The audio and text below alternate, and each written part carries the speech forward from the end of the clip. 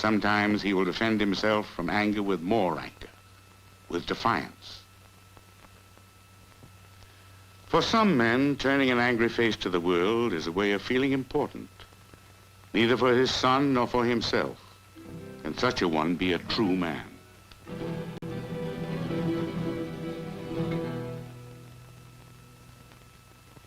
There has not always been anger and hatred in this house.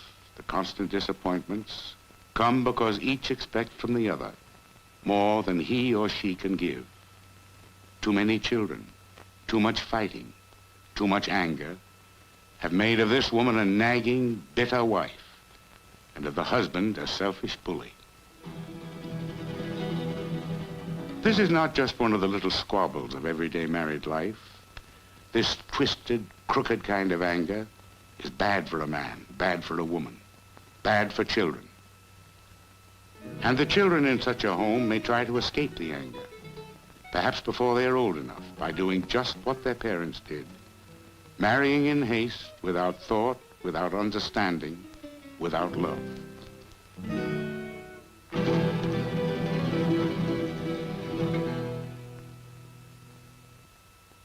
But even in a home in which there are love and understanding, there can be serious troubles. A man who desires his child to grow straight must understand that each new step toward manhood must be encouraged. But this is sometimes difficult, especially when the new things the child has learned outside the home are unfamiliar to the parents. It was just such a new step when Juanito brought home 2 rabbits one day.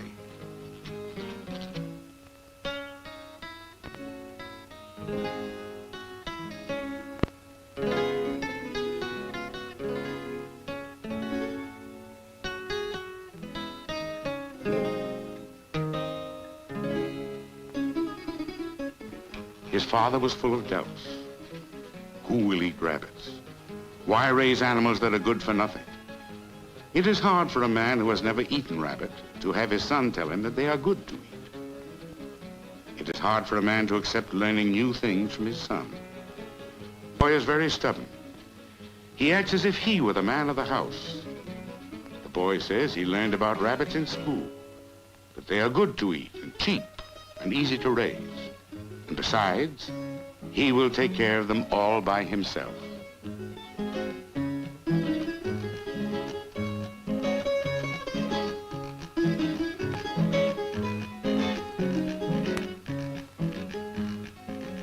It is hard for a man to let his son win an argument. It is hard, but a man must do it sometimes. He must let the child take new steps when he is ready. That makes him even more of a man. No one would think of preventing a tree from growing. Neither should one prevent a child from growing.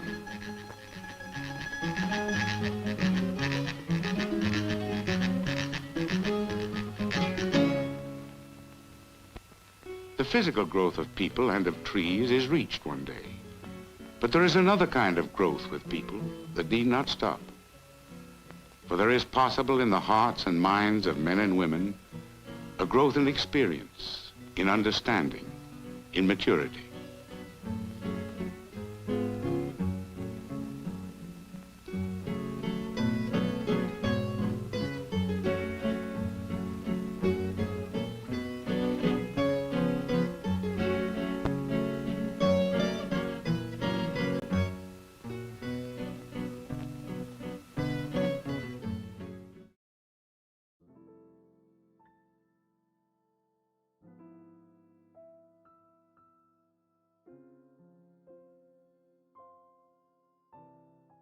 Wait, hang on. That's not supposed to be there.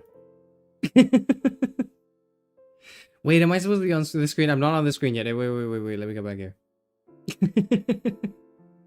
Hold on, let me go back. Where are we? We're here now, yeah, okay.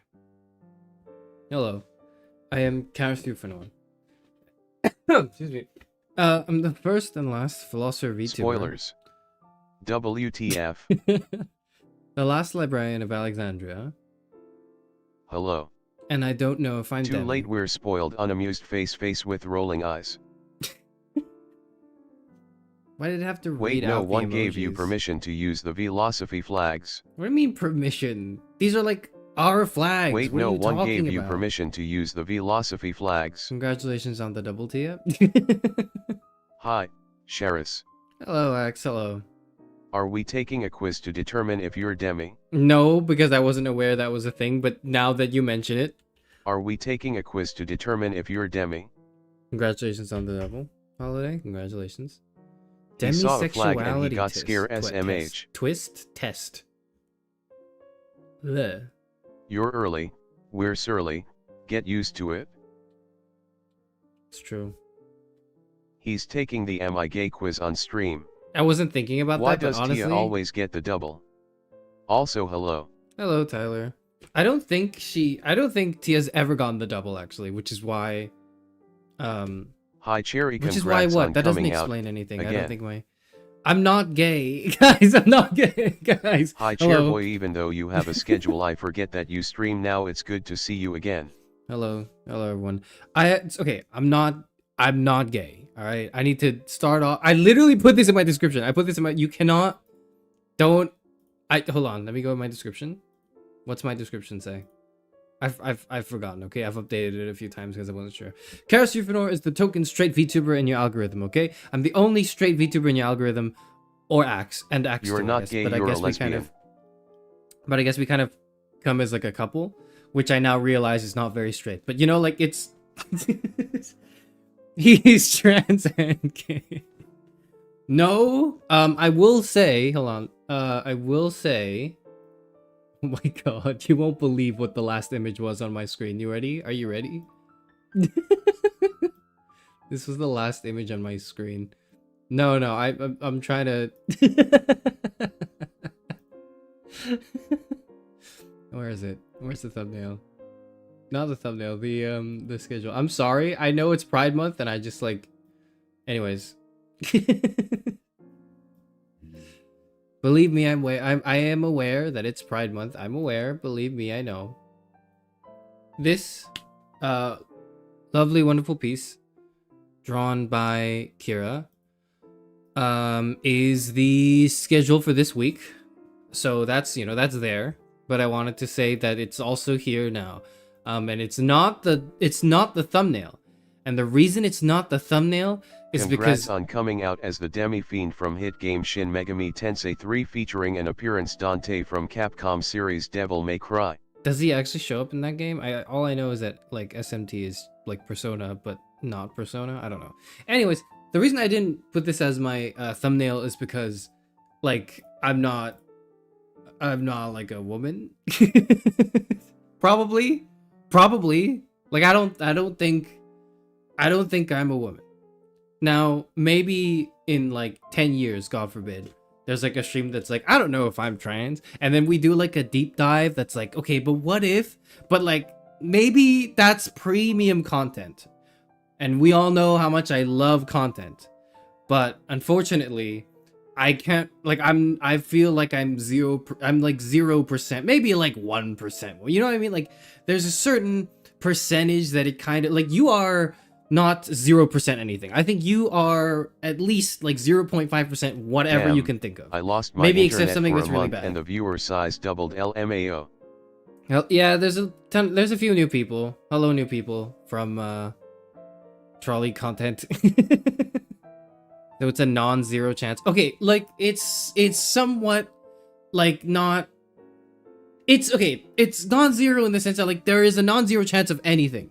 There's a non-zero chance for anything to occur. That's just kind of like how possibility works, which is pretty cool, right? But like, it's anyways. Sorry. Anyways, this is the reason why this is cool, and I wanted to feature this art by Kira, or rather, the reason why I featured this in the schedule and not in the thumbnails because I'm not trans, probably. I didn't want to queer bait people. Okay, I didn't want to bait people into going like, oh, look at this. Whoa, look at this, babe. Maybe, no, probably not. Okay, I'll get back to you in a few years if the needle ever shifts ever so closely to the other direction. But for now, it's like I'm probably a guy. Like I'm pretty sure. I'm pretty certain. I'm pretty certain. I went through all the trouble of like getting a VTuber model made of me, so I kind of have to. Should we help you find out? You've all drawn enough art of me as a woman and pregnant, but never as a pregnant woman, which I find interesting. But but so that's enough helping from you guys. That's enough helping from you guys. It's a journey of self-discovery from henceforth. Okay. So thank you, Kira. Thank you. There's other fan art as well, obviously. We will get to all the fan art next week when we do the stream on Monday for the anniversary. Okay, that's the 2-year anniversary. That's when I go, all right, I have to appreciate everyone now. I'm legally obligated to. Chairman is my favorite trans lesbian. I'm like neither of those things, but whatever.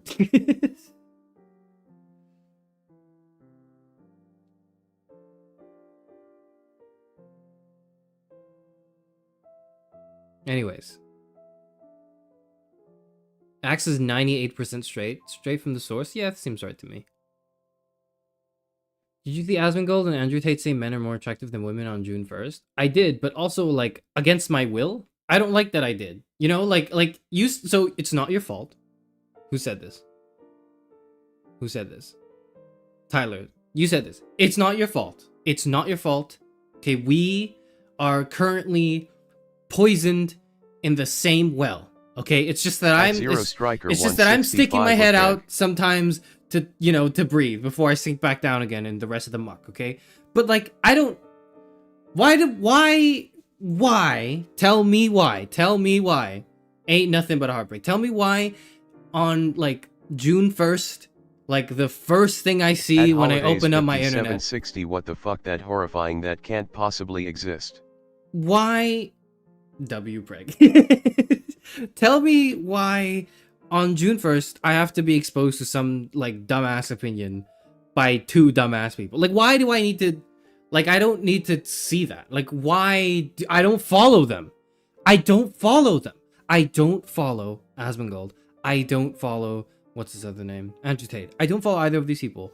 Why do I get exposed to shit that they say against my will? Have you ever thought about how fucked up that is? Like, haven't we moved as a society into, I don't know, into basic ideas of consent? Like, I didn't say yes to see this. I didn't want to see this. I signed up to see, like, what is my usual feed? Like, funny clips of animals sometimes and people doing stupid shit, but it's like funny rather than just depressing. And then maybe like, I don't know, anime content, gacha games, like, you know, that's the worst. That's the poison of the well, right? That's the worst it gets. What else did I sign up for? VTubers, unfortunately. Maybe some streamers, but it's mainly like Germa and Northern Lion. So tell me why I have to on the first day of Pride Month be exposed to like the most closeted, like homophobic men. Maybe homo curious, definitely homophobic men. Like why do I have to be exposed to this on my algorithm? None of this makes any sense to me, but whatever. Okay, sorry. That's all that to say. Yes, I've seen it. I don't like that I've seen it because it says a lot about how powerless I feel in the face of like everything that exists around me. But whatever. The point is gay. That's the point today. Much as it is the point of most streams, but like sort of implicitly so. Today's stream is very explicitly Pride because it's like because every day is Pride Day. Okay, every month is Pride Month. If you're a Charis Euphranor viewer, God knows that it is based on the Discord and the live chat.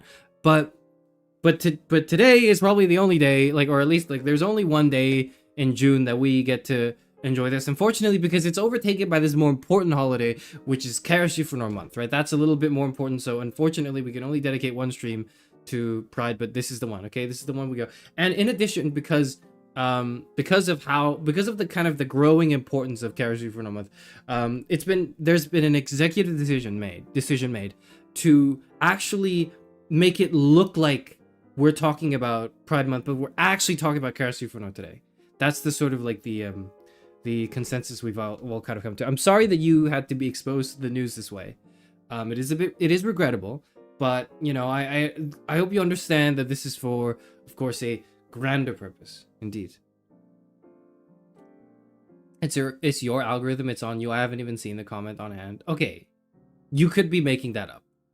You're probably not, but you could be making it up. So I'm not buying it. This is the first time I've heard this. Thank fuck. Fuck. No. Maybe I'm the villain.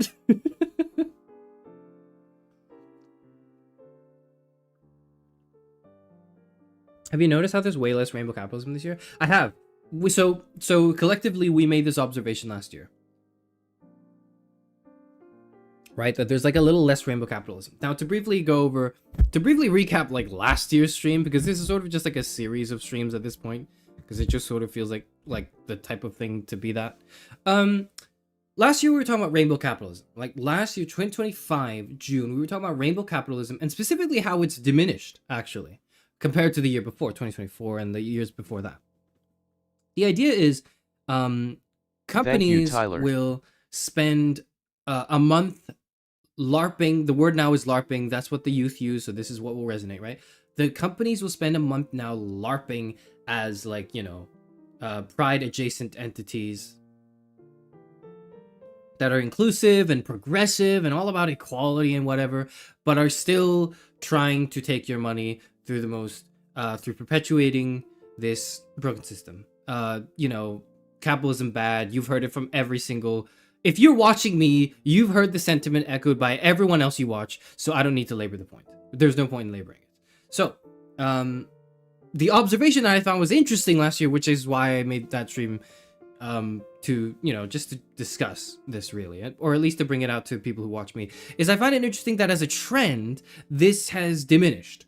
Or it did last year, and again this year, it seems like there's less rainbow capitalism. Now, there were proper critiques of rainbow capitalism, right? That they're just borrowing the pride flag as just a cheap way to buy into progressives, but due to a reason or another, and we can sit here and speculate, but I'm not going to pretend like I've actually done the research on the matter. I'm really just shooting the shit here.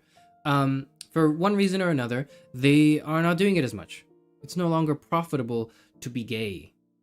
It's no longer profitable to pretend to be gay, really, is as a corporate entity. That's probably more accurate. It is not as profitable to profitable to pretend to be gay as a corporate entity, because that's just not where the money is anymore. And that, if you can think of anything that's more depressing than companies pretending to be gay to get your money, it's here now. This is the thing that's even more depressing. Companies not even bothering to do that because that shit is not where the money is anymore. That's scarier. That's a little scarier. So that was last year. That was last year's stream, and this year I think the downward trend has continued. So hopefully that means that my stream last year has aged well. And if you haven't checked it out, it's what's it called? It's like $20 is $20, I think. It's like I'm not gay, but $20 is $20. That's the stream title, I think. It's the title thumbnail combo. I don't remember which. You should mob me for Pride Month or you're ace-phobic. I literally have the Demi flag in my thumbnail today. What are you talking about, May? Charis Euphranor suit as Pride Month ends. Pride flag trash emoji. An executive decision that's American coded? Yes, because that's like my viewer base now. Well, not like it was any different back then, but like it still is my viewer base now, I believe. Let me see. 37.9% United States. They're like 6.3% from the UK. 3.9% from Canada. 3.9% from Germany. 2.6% from Australia. Interesting statistics. Wait. Yo! I'm looking at the gender. Wait! That's huge! 23.4% female. Okay, 23% female now. 74% male. 2.6% user specified. That's crazy. We've never had NB statistics on this channel before. Thank you to like the 3 people that have watched the trolley prompt video who user specified their gender on Google. It's the trolley video. Yeah, I know it's the trolley video. So I know the 3 non-binary people are probably not in this one, or maybe they are. There's a chance. There's a chance. But thank you for adding like a statistic to this number that is relatively pointless. It is also telling me that there are 14.3% minors here, which is interesting because maybe not here, but like who have watched me the past month, which is interesting because it's always been 0. It's always been like a 0, even though I know there are minors here. It's always shown as 0, so that's interesting. Anyways, can you play more Love in Deep Space to up your female numbers? No, man, no, I'm not playing Love in Deep Space. Not now, at least. Where did the girlies go? I think you're still here. I think just a lot more guys have come along as well, because they didn't see my VTuber model in my like video. So they were like, this guy is a normal person.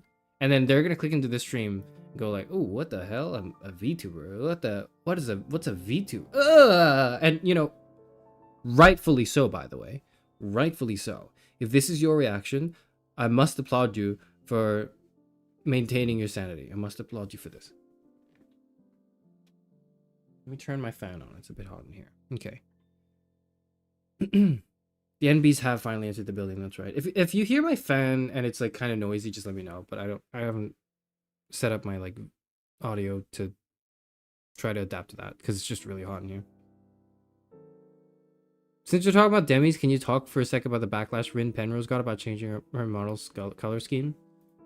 First of all, does Rin Penrose go by she, her? I don't remember. I don't watch her. I just know that this person is queer. I think.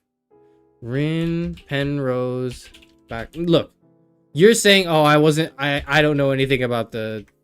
Never mind. Whatever. I was gonna make a point, but I'm not going to. Help. What is Rin's gender and pronouns? This is the first thing I see when I Google that. British and British.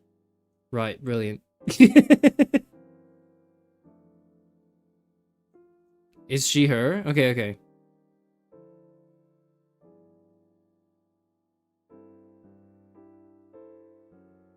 Pronouns are whatever is the funniest, I think is the line.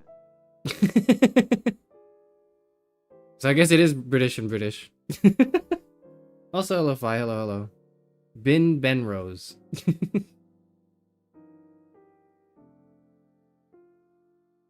Chairman is coming out this stream as a scumbag. I'm sorry I had to find out this way. It's like that image of like the person revealing something like deeply horrible and traumatic, and the other people like who are holding like the cake that just says gay is okay, or just like the vibe is fucked up now. That's me. You guys were like gay is okay, and I'm coming on like, actually I just don't know if I enjoy anything in life anymore.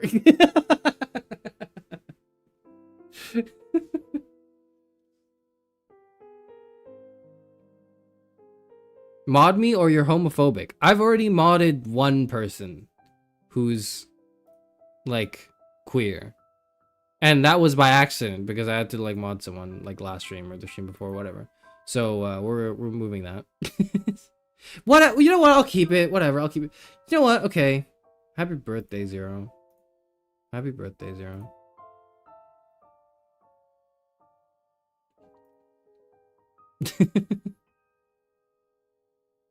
Okay, but I'm gay too. Look, you don't have to push it. Just shut up. Just shut up. Just All right. Okay, I need to talk about the thing we're actually talking about today. There are two things. Sorry. How long has it been? It's been 25 minutes of me just talking about. Congrats, Zero.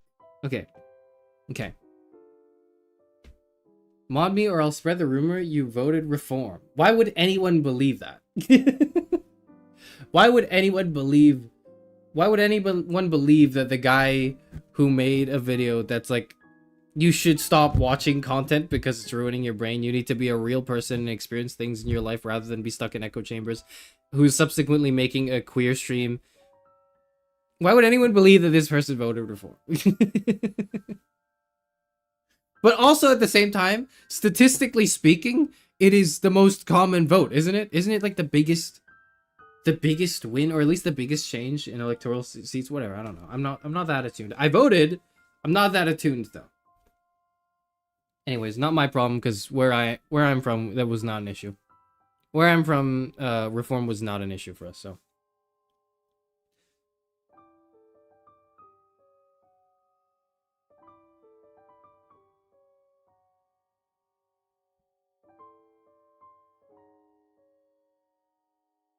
Hello, I asked first, and it's my birth month too. What the fuck? Okay. God, you're all so annoying. This is the last one. This is literally the last one. And it's going to be just for this stream. So I get to...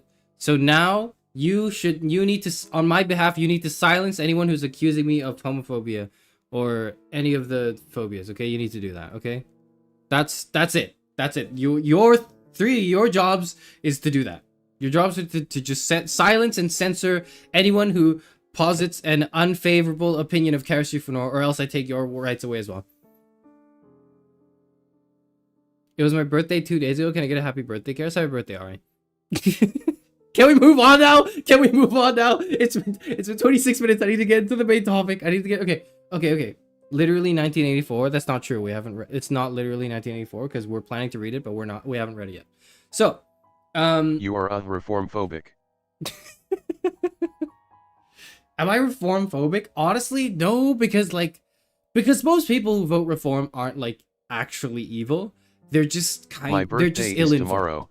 Can I get a happy birthday? Happy birthday, Oni. Happy birthday. Stop asking me for birthday wishes, guys. Stop. Do you actually want us to censor the chat? No, don't. No, don't. That was the bit. Don't actually do that. That was a bit.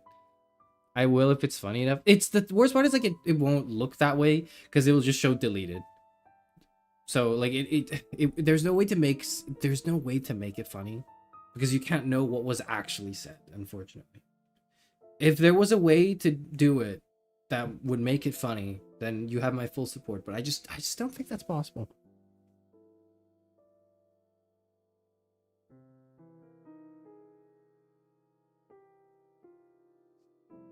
My birthday's in December. Can you give me a wow, you look good for your age? I don't know that. So I can't lie to you and say, wow, you look good for your age, because I don't know you or your age. And don't tell me what you look like or your age. Don't do that. This is the wild, wild west of the internet. You should keep your information to yourself and close friends only. Keep it to yourself.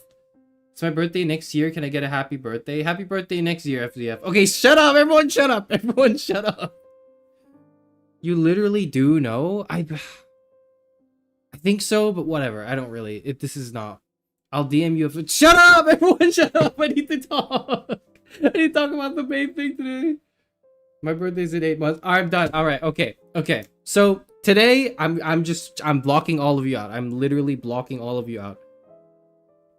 I'm blocking all of you out of my peripheral vision. This stream's been derailed into a valley. I know! Okay. So, I'll get through this, and then we'll if we have time at the end, we'll do Q&A. I don't know what we'll do at the end of the stream. We just talk, and then we end the stream. So, there are two things I wanted to discuss today. Two main things I wanted to discuss. Okay, we've recapped what we discussed last year. We recapped recent events, and we've given out a bunch of happy birthdays to people who probably didn't deserve it because it wasn't actually their birthday, but whatever. I don't know if I'm Demi. What does Demi mean? We'll get to that. I don't know if I'm Demi, but I know that I'm ugly. That's the title thumbnail. That's the thing I want you to take. Maybe not take away, but that's the thing. That's the main thing I want you to like bear in mind as we venture through this together. Two things. I don't know if I'm Demi, but I know that I'm ugly. Now, you're gonna think that these two things don't really intertwine with each other, but they do in a way that I find interesting, or maybe not interesting. It turns out I'm not Demi, I'm just picky or whatever, or traumatized. Who knows? We'll figure it out. I wasn't going to do this, but I actually think this would be a great way to start. It would be to do a Demi test. It would be to do a demisexuality test. That's what it would be for. That would actually, unironically, be a great way to start. So,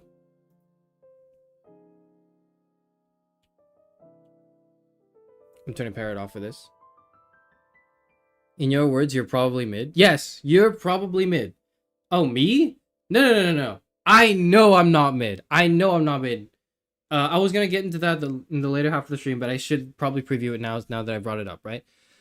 I know I'm not mid because I've been told by people who have in their best interest to be nice to me and who genuinely like me as a person. I have it on good authority, who don't know me enough for the warm feelings to sink in and for the rose-tinted glasses to begin appearing. I have it on pretty good authority that I'm just not a very attractive person. Now, what do I mean by that? I mean, here's the thing. There are very few ways to get an honest opinion. That is not just brutally honest in the sense that someone's just being cruel, right? But also not in the sense that it's like honest by your best friend, because your best friend, even if they're trying to be honest, knows you enough and is probably friendly enough that they probably see you. They can't. Nobody. I don't think you can. I don't think you can do this. I think it's weird if you can, right? I don't think you can detach the way you perceive a person's like physical appearance and how they behave and how they speak and how they carry themselves and the things they believe. The more you get to know them, I think it's really hard to separate those things. I think it's maybe possible if you're like, I don't know, if you're just ignoring all that and you're just if you're in a trance state, i.e. when you are, playing single player Super Smash Brothers, let's put it that way. If you're doing that, then maybe you can, but but if you're actually hanging around another human being, I think it's really difficult. Your closest friends are not able to tell you you're ugly if you're ugly, because they're your closest friends and they know you and they like you, and they're gonna use those things unconsciously, subconsciously, to make that claim. So there's only two ways you get an honest opinion on how ugly you are, okay? One way is to talk to children, but don't ask them if you're ugly. You don't have to, in fact. You'll know if you're ugly, because guess what? They will not talk to you first. If you are hanging around children, not like in a weird, creepy way, obviously. Not in like a you need to be put in a restraining order way, but in like a you're volunteering at an event, or you're that's maybe part of the nature of your work, or you're hanging out with the family. They won't talk to you first. They won't talk to you ever sometimes, and if they do, they're gonna be like, why is your forehead so big? They're just gonna say shit like that. They will. And there's like no filter in that, because they like at a certain age, children have no filter. And even if they do have a filter, like they've learned that it's impolite to just like point at someone and go like, ew, what happened to your face? What happened to, what's that? Like if they've learned to do that, if they've learned to stop doing that, rather, there's still telltale signs, namely the fact that they don't go to you first. Or like, here's the thing that's really cutting for someone like me, okay, for a guy like me. They will not go to you to talk and hang out, but they will go to you if they're in trouble.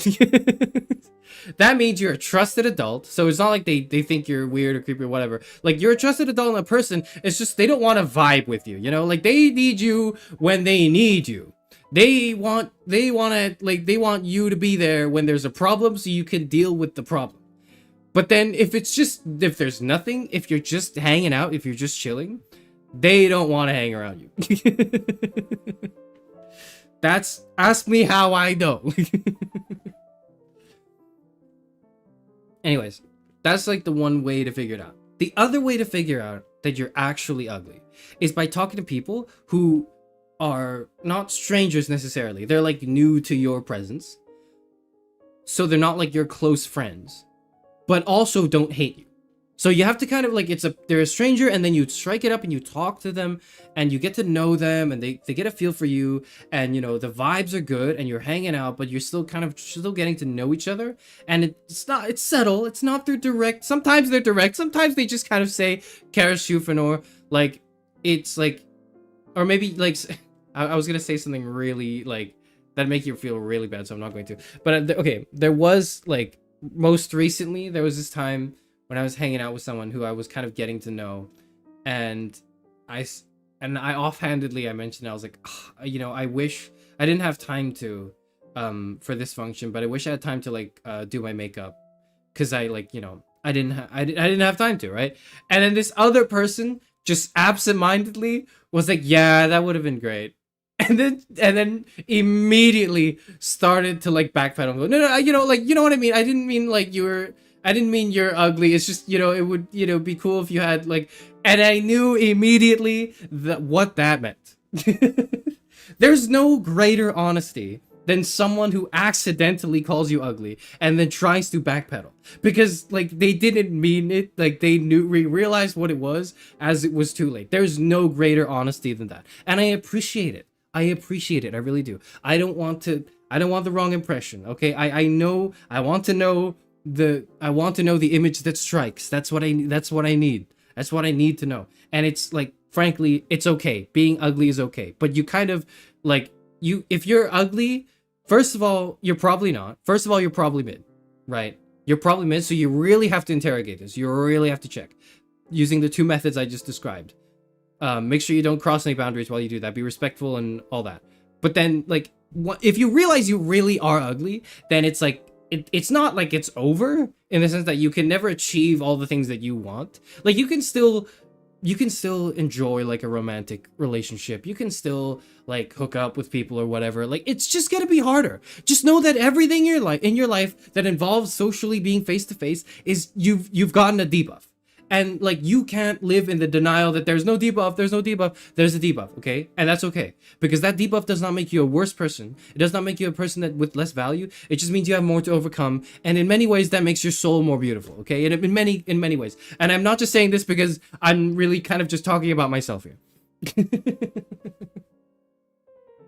I've been hit on enough times by both genders to know that I'm not ugly, and that's entirely fair. And there's nothing wrong with not being ugly either. This isn't just the ugly circle jerk, okay? Like, you could be like an objectively conventionally attractive person here and still have problems. You can still have shit to deal with, probably different problems, maybe oftentimes the same ones. There's a lot of overlap with problems, right? So there's nothing wrong with that either. You can just be mid. You could be like, you can be anywhere in that spectrum. But do not deny that there is a spectrum, and do not deny that people are ugly. Because I think people are, and they need to like hear that they're ugly, but in a way that's not like destructive. Not in a way that's not like, therefore you have less value as a person. Anyways, that was maybe we should start the stream. Sorry, I wasn't reading anything. I was just going at it. I was locked in for that one. I needed to explain myself. What are you guys saying? My Oshi has low self-esteem, sad day. Okay. I have very high self-esteem. I'm just like, I just know that this is not a strength. Like, because my self-esteem comes from matters of experience and knowing myself and knowing other people and knowing how things work. And being able to manipulate social situations, not like in the weird like classroom of the elite or whatever way of manipulation. I don't like the word manipulate. I shouldn't have said that. What I really meant was like navigate. Probably was more what I meant. I don't put the image of the fucking main character from Classroom of the Elite that quotes Nietzsche like in the opening episode. Don't put that image on my face. Don't do that. Don't do that. But my self-esteem comes from knowing my weaknesses and knowing my strengths. And I know that my face card is not my strength. You have to know this. You can't be like, my confidence is confidence and not delusion, because I know my limitations and I can play around those limitations. And I think it's really important that people learn that they are probably ugly. Or they're probably mid. You're not ugly, you're not ugly, you're not beautiful, you're probably mid. You're probably just kind of mid. maybe you veer slightly towards ugly because of like the beauty inflation that exists in social media, but whatever. Also, it's hard for me to imagine you as anything but beautiful because of your model and voice picture. I won't change my mind. Okay, well, I'm not gonna like send you an ugly pic like intentionally, Tia, but also I'm probably not gonna send you a pic at all. Tia doesn't know. Like, literally nobody knows. Nobody you know knows what I look like, okay? Nobody knows.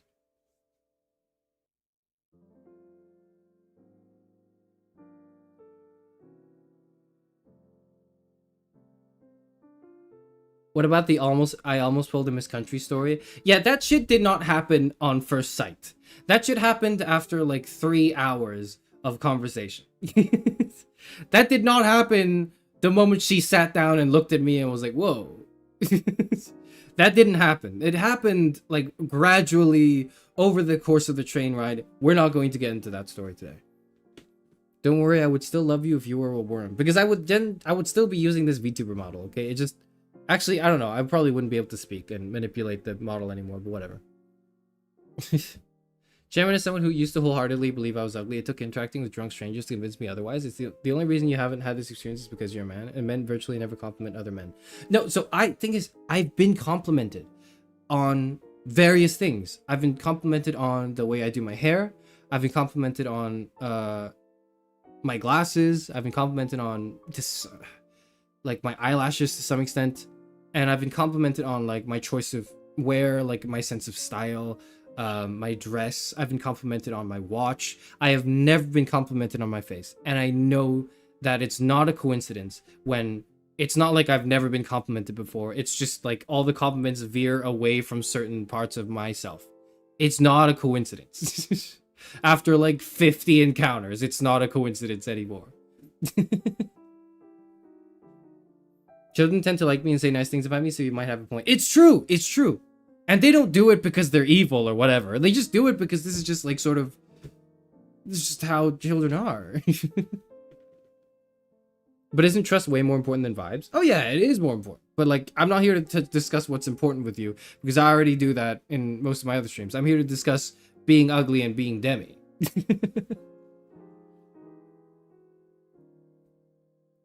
Wear a Pokemon sticker? I mean, like, sure, but I don't need children to think I'm cool. I don't need that. I'm fine.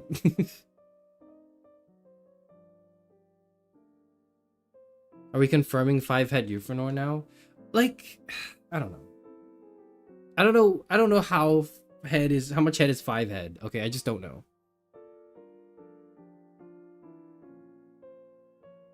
When I was like 10, a grown man called me ugly. Was that you? I would not call children ugly. They are, but I wouldn't call them that. I wouldn't say it to their face. Like, they are ugly. Children are generally like pretty ugly because like they're children.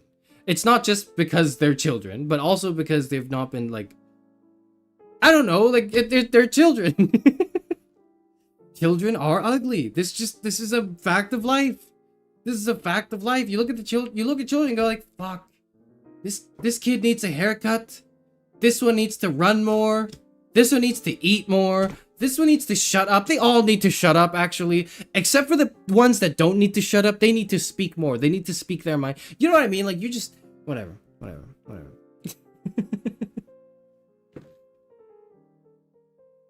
For the record, nobody complimented my husband on his looks his whole life until he met me, and he's gorgeous. And just don't get that kind of attention enough.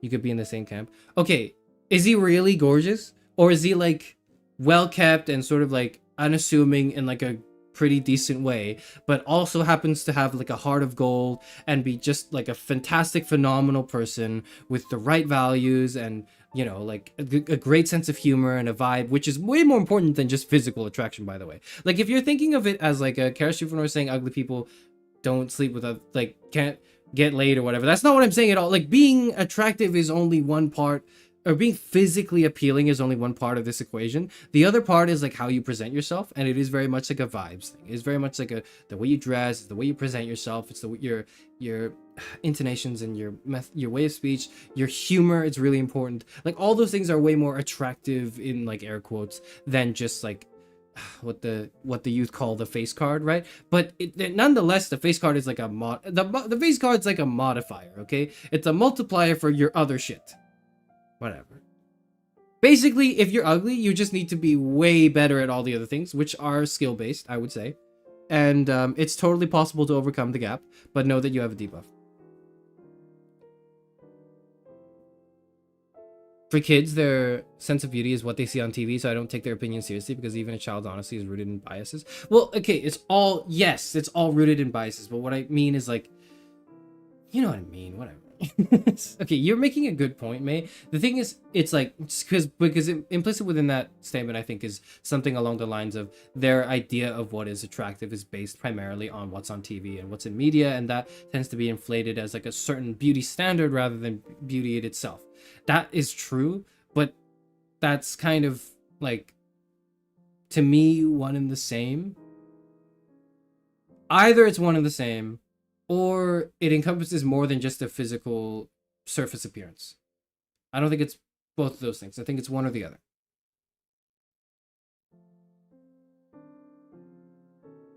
I really am ugly. Okay, if you're ugly, then it's not like you can't find an attractive and beautiful partner. It is entirely possible for you to, quote unquote, like, punch above your weight, even though I don't like the term. I don't like that term, but, like, you know, that's the term people use, right? It's entirely possible for you to do that. You just have to be charismatic and funny and engaging and interesting and just a good vibe to be around. And you would be surprised by how not that difficult it is to achieve given practice. You need to practice. It's not like this shit does not come effortlessly, but, like, you can do it. People can be more charismatic. Now, someone might be more, like, attuned to it off the bat, but, like, you can. Socialization is a skill. Like, it is ultimately something you can. Off topic, but Until Dawn 2 is coming out, so you need to hop on the bandwagon before it's too late to play the first one too. What even is the first one about? Okay, whatever. We're doing a demi test. What are we talking about? Come on, Chairman, queer bait us. Let's get to the stream topic already. Okay. Lackey said that shit like 6 minutes ago.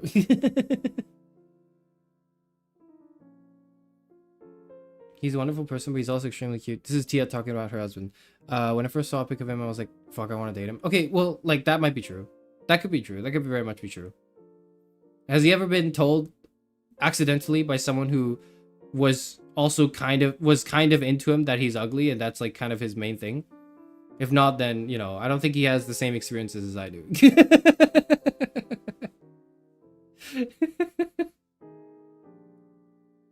People tell me I look like a school shooter or a deviant. Okay, but by people I mean always insecure, angry dudes. Okay, well, that's very different. That's very different. You and I both know that's very different, but that's pretty funny.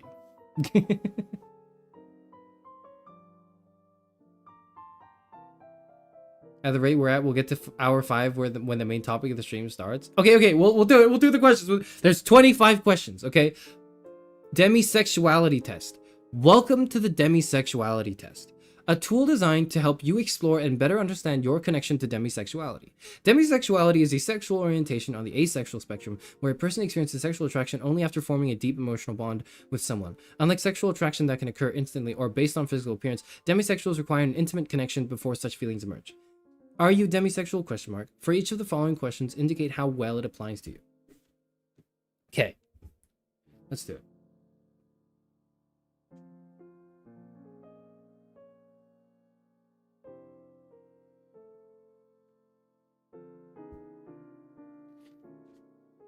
A guy once told me I looked like I was gonna beat him up. I was like, thanks.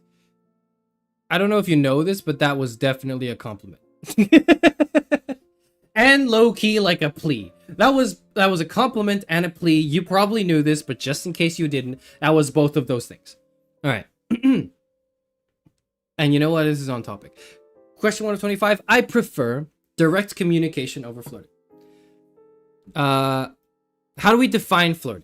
Because if we're putting these in opposite poles, where one is the thing, one is one thing and another is another, then flirting is by definition indirect communication.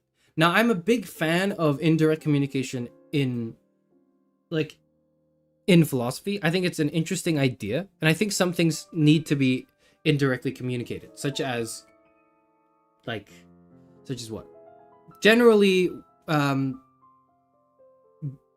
when you're trying to illuminate certain ideas to someone else, particularly about that person's subjective experiences, it is more helpful to be indirect in your communication than try to describe what you're saying in a paragraph.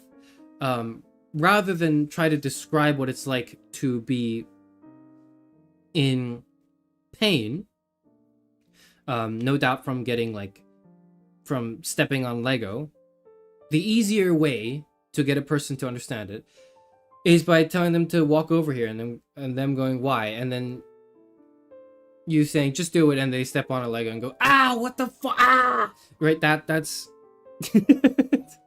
that tends to be, I would say, indirect. I would classify that as indirect communication, because you're deceiving the person by not telling them what you're planning to do, but what you were planning to do all along was explain how stepping on Lego works. Because if you told them that initially, hey, step on this Lego and you'll know how much it hurts, they'll know it and they'll anticipate it, and their brain will prime themselves against it, and it wouldn't feel the same. It needs to be unexpected. It needs to be sort of accidental, right? So there's an art in indirect communication. There's certain things in there. That being said, we are talking about sexuality and intimacy, and I only like indirect communication, like i.e. flirting, if it's good or if it's effective. If this person is just saying shit that could be interpreted in many different ways, then I don't want that. But if it's because here's what makes good flirting. Well, good to me.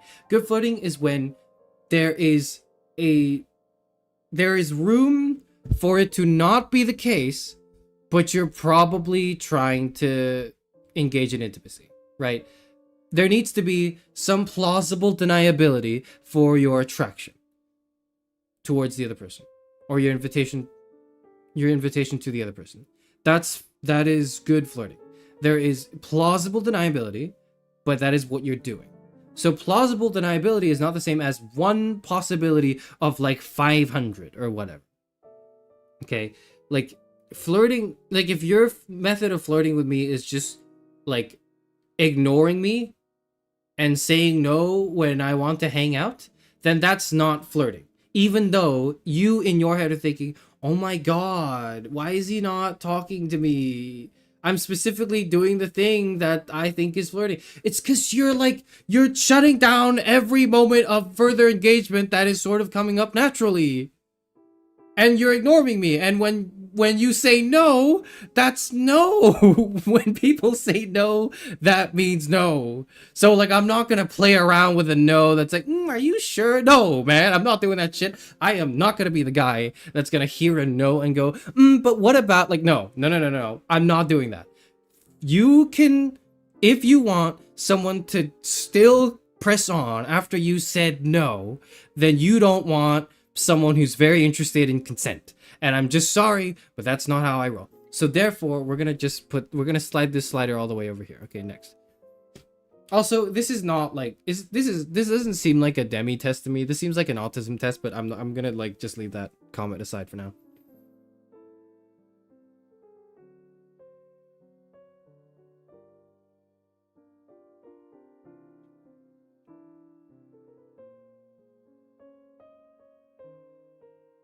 I love when you overanalyze the questions here and ruin the results. Okay. I'm not ruining the results. I'm answering the way I should be answering.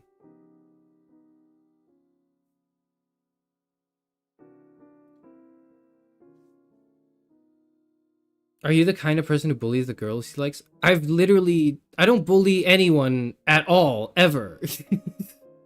That's just not, whatever. Okay. Physical attraction is not enough. I need to know a person well before being attracted to him or her. Okay. Here is I know that's the classic Demi thing, but I'm not just sliding it there because I know that. I'm sliding here and I'm making a statement, okay? This is my statement to the world. For anyone who believes that being Demi is not real because, well, duh, of course you want to get closer to a person and know them before you have sex with them or whatever, right?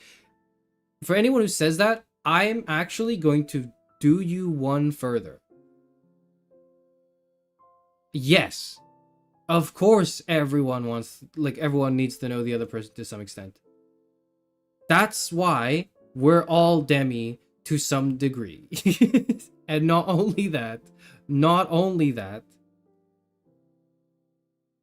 if you don't need to know anyone before just becoming physically attracted to them, you're actually weird and insane and not normal, and I'm the only normal person. That was the original idea of the that was kind of why the thumbnail originally was like I'm the only normal person, was to accentuate this point that I'm making. Actually, if you don't need to know a person well before being attracted to them, if someone hot, like quote unquote hot, right, someone who's just conventionally attractive shows up and you just say yes to them, not only are you weird to me, not only are you weird, you're also stupid, because that is the easiest way to get mugged. That is such an easy way to get mugged, get stabbed, get your organs harvested, etc., etc. Okay, you have no survival instinct. You have no sense of danger. You are a weak person who is going to fall on their knees to the first attractive person that just says something nice to you. Nuh-uh. You are dead. So actually, not only are you kind of correct if you say demisexuality is not real, everyone needs to know the person well before being attracted to them. If you want to say that, that's true. You are weird. You need a flag of your own if you don't not need to know a person to find them attractive. Actually, I don't need the flag, okay? I don't need this shit. I don't need the purple and the white. I don't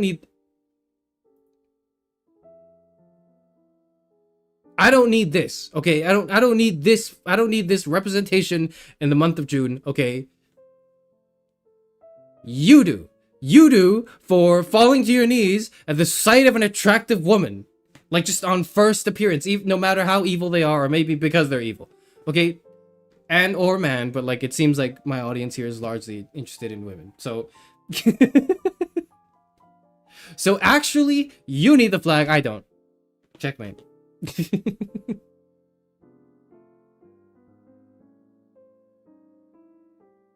The underanalyzed stream is not worth streaming. So true. So true, Fi. So true. The unanalyzed stream is not worth streaming. The unanalyzed stream is not worth streaming. It's true.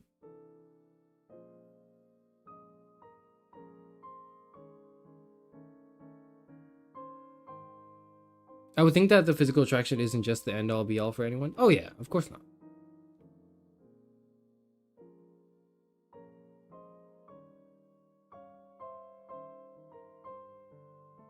Love at first sight is dead. Yeah, like, I think if you are someone who can fall in love at first sight, you are extremely vulnerable, and you should get the flag, not me. You. If someone who's hot is also into me, I'd be scared because, like, what do they want from me? Exactly. Like, I haven't even shown you the reasons for you to like me yet. Okay? I've just literally said hi. So if you came up to me and you immediately started flirting, I would sense something wrong. I'd be like, hey, you're trying to mug me, or you know more about me than you're letting on.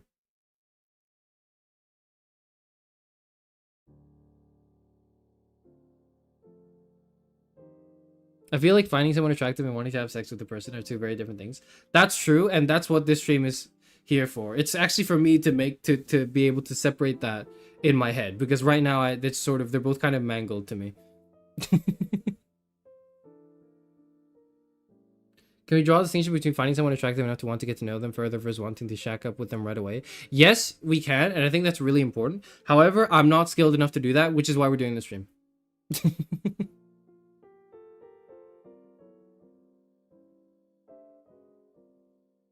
My husband says Tia is hot. I think he's trying to score brownie points. Breaking news, husband. Sorry. Well done, Leon. Brownie points scored. So we're gonna agree with that. I prefer direct communication over. I already answered that. No, I clicked back. We're gonna continue. I have a hard time identifying when I feel attracted to someone. Okay, yes and no, because it's like, I have a hard time acknowledging, but like I don't think I like it's there. I have a hard time accepting it. Does that make sense? Like I think I deep down I probably know when I'm attracted to someone. I just really don't want to think that, because it's like such a problem if I'm into someone, because I'm like, oh my god, this person's gonna like think I'm weird. Because now I'm gonna start getting nervous around them, and then it's gonna be weird because I'm only nervous around them. No. Or it's gonna lead to like a 10-year saga that goes nowhere. Like, actually, you know, it goes somewhere. It goes into a stream that a certain VTuber does on like February 2026, but you'll find out soon where that is. I have a hard time identifying when I feel attracted to someone. I think identifying is not true, so I disagree. I think like I do know. I know. Maybe this question is poorly written. Maybe all these questions are poorly written, but because there's 25, like, that covers their bases a bit.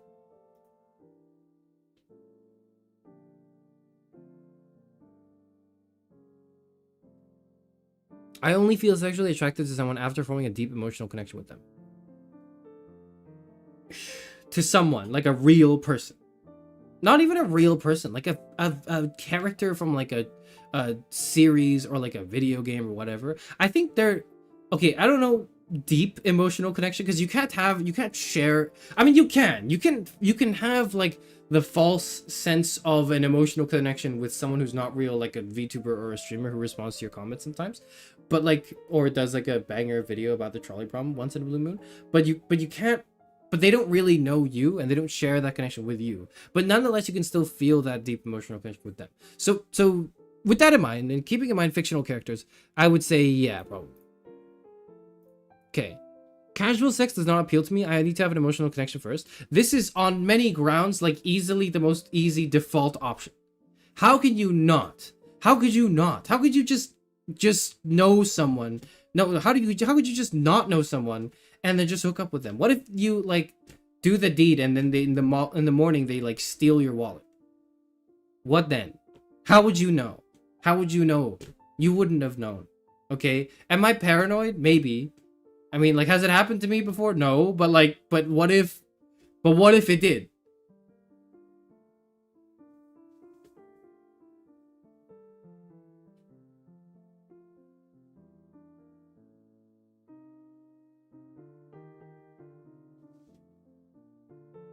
Sundari confirmed. That's not true. I just have common sense, okay? For me, a deep and meaningful connection is essential before starting it. These are just like all regurgitations of the same question, right? Yes,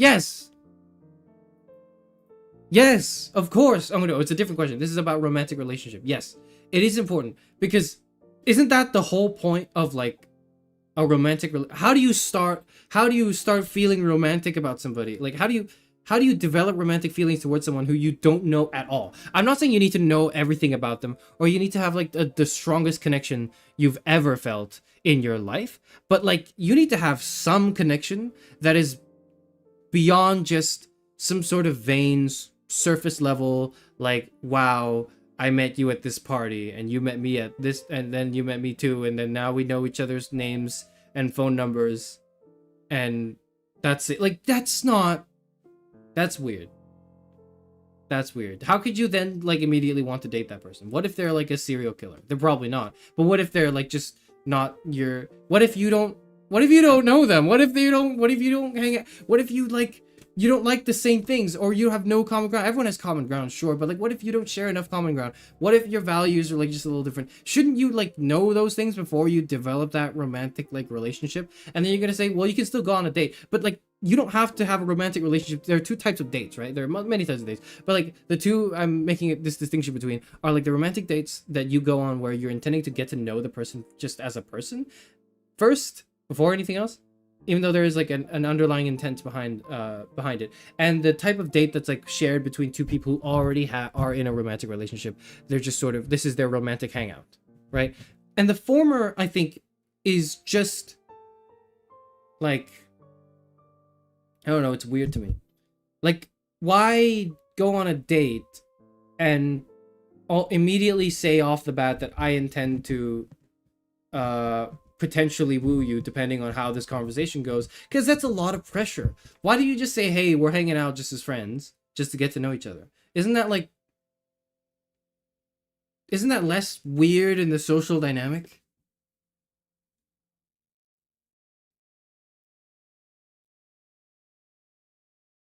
Maybe try a paranoia test next. That's not even real. That's not even real. You're lying to me and you're gaslighting me. You're trying to get me to click on another webpage so I can then potentially accidentally expose my bookmarks to you and give you more information that you need.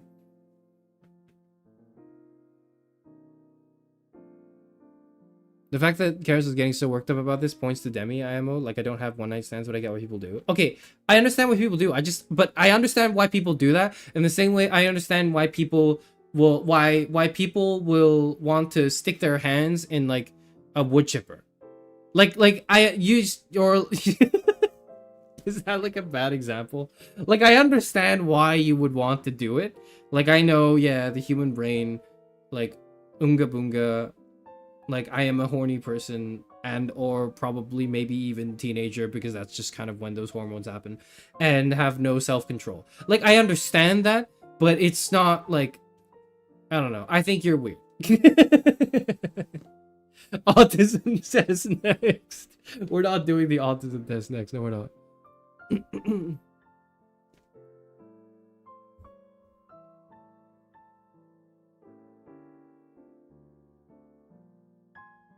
Some people do want to know before a first date that it's a potential romantic type deal.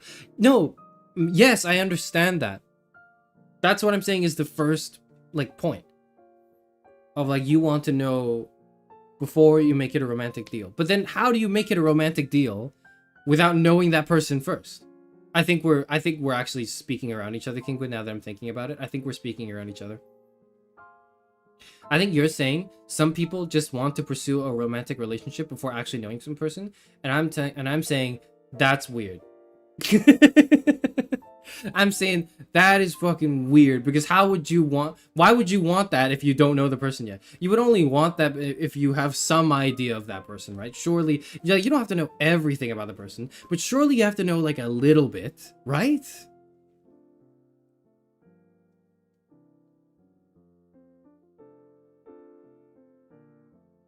I dislike playful teasing.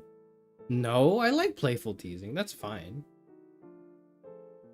I'm gonna, like, heavily disagree with that. I actually like playful teasing a lot. Why am I telling you this? You don't need to know this. I have to take my time to get to know someone before becoming romantically involved. Yes, and so do you. Yes, and so do you. Person in chat, I'm pointing my finger now at you. You need to take your time to get to know someone before becoming romantically involved. You should. Like, it's a diagnosis or whatever. No. I often maintain a serious demeanor in interactions. What does that have to do with demisexuality? Is this an autism test? Is this actually an autism test in disguise? Why do they keep making me do these autism tests? Whatever. I think it's just because people want romantic relationships in general, so they're just throwing dates at the wall and seeing what sticks. I understand wanting a relationship, like just a relationship, more than wanting a person. I think I understand that conceptually and intellectually. It's just I've never experienced that, because I kind of feel the emptiness of, like, not having, like, a romantic partner sometimes. But it's not like it is an entirely different ball game between that and, like, having someone in mind that you would want to date, rather than just I want to date somebody. Because to me, like, that is weird. I want to date somebody. Who? It depends on who that person is. It depends entirely on who that person is. I wouldn't just date anyone. And then you're gonna say, well, yeah, obviously not anyone. That's why we're going out on dates to, like, you know, check who's can afford this shit in today's economy. Whatever. We're not talking about the economy. We're talking about demisexuality. I often maintain a serious demeanor in interactions. That's largely true. That's largely true. I wouldn't say it's fully true, but it's largely true. I'm actually such a serious man. My literal current girlfriend passed on multiple dates because she thought they were just friend hangout invites. Okay, but if she thought they were like romantic dates, would she have said yes to them? Is that how that works? Wait, that's insane. Is that how like normal people think? Wait, is that how wait, okay. Guys, tell me now. Tell me now, is that actually how most people think? Do people would like if you see it as just like a friend hangout, you would say no, but if it was a romantic hangout, you would say yes? How does that make any sense? I need to know. Hold on, I need to know this. This is actually so important. That's actually incredibly important information. Surely I'm not crazy, right? Dates can be free. What do you mean? Yeah, they can, but it's like there's the opportunity cost of you not working. But I don't know. I pay rent. I don't know, man. I pay rent and bills. I don't know. And I work minimum wage, so I have no idea.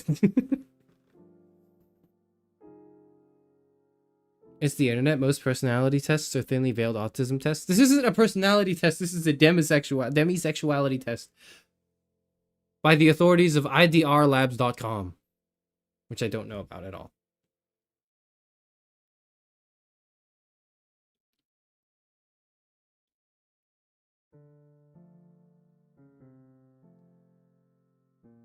Do you never just have the sad longing pangs of like, damn, wish there was someone sleeping next to me in this bed? Yes, but I don't immediately go, let me install like Tinder. Like that's not my thought. My thought is like, oh well, back to the grind. It's like, fuck, man, this really sucked. And it's like that image of that like soy jack in like the bed alone. And then the I think for most people like the thought bubble is like the same soy jack, but then with like a, because this is like a masculine soy jack, like with like a femme soy jack next to him in the bed instead, and he's like dreaming about that. But for me, it's like, it's not like I have to know who that person is. Like, how do you think? Like, who do you imagine? Who do you imagine? I don't understand. Like, are you imagining like? Are you imagining Ganyu from Genshin Impact? Like, what are you imagining? Are you imagining Ju Yuan from Zenless Zone Zero? Like, who are you imagining? You need to imagine like a person, surely, like a real person, not like a fictional character, or maybe a fictional character, maybe at least a fictional character, right? You have to be imagining like, I don't know, Sea Dog VA.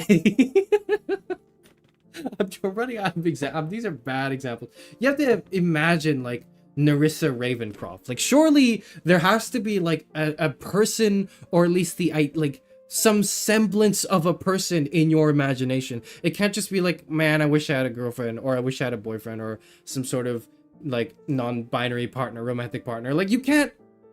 That's not possible, right?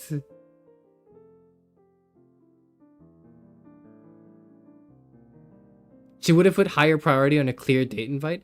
That's fucked up. In fairness, we already knew each other and we're chatting regularly. That's fucked up. I need to think about that a little bit more. So let me just shelf this in my head and forget about it for now, and then we'll return to this. Okay. 70% of your community is neurodivergent. Ain't no way the people to answer that question are present. Okay. It's fair enough. I don't want a romantic partner. I want to have a deep connection with someone, but for other people, romantic relationships are held to a higher standard, so my level of friendship won't be reciprocal. I get that, and that seems like an age struggle to me. Maybe I can't relate, because I'm actually so I was gonna say so normal. What's like the word for non-queer? Because normal is the worst word to use, clearly. Like, normal is a terrible word to use because you're implying some sort of abnormality for people who are queer, like, or have queer identity, which is like not the message you want to carry, clearly. But like, I actually don't know what the word is. Are you like allo? Are you allo? I think it's just being cis allo, right? It's being cis allo hetero. That's probably it. Those are probably the right terms. Not something clumsy like what I just said. I've been obsessed with Suguru Geto. So, like, that makes sense to me. That makes sense to me. Like, I can imagine being lonely and in bed and thinking, if only I was in bed with Suguru Geto. Like, cause if you think that, obviously Suguru Geto is not going to come to real life. But you're thinking of a person, right? Or like a character. At least, like, if it were like a Five Nights at Freddy's character, then I don't know. That's sort of like that's not my expertise anymore. So I don't know how I don't know how deep this barrel goes. But that to me seems like normal, right?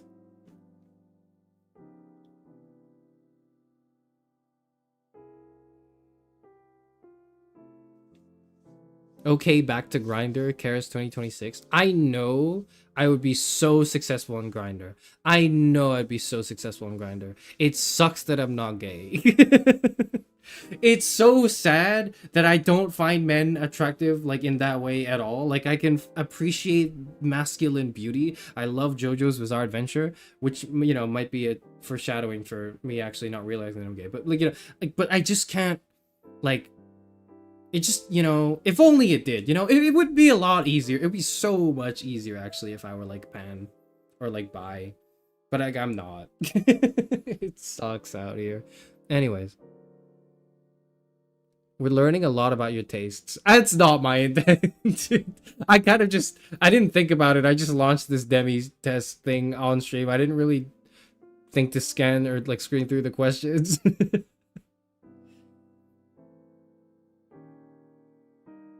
It's just a set aloe. Boom. You're welcome, Pride Month enjoyers. Your favorite not queer VTuber, male VTuber who comes in a package of another male VTuber who's also not queer, has got you covered. I mean, I do have some vague form of aphantasia, so it's just some vague generic person. I mean, that surely, I have to think about that.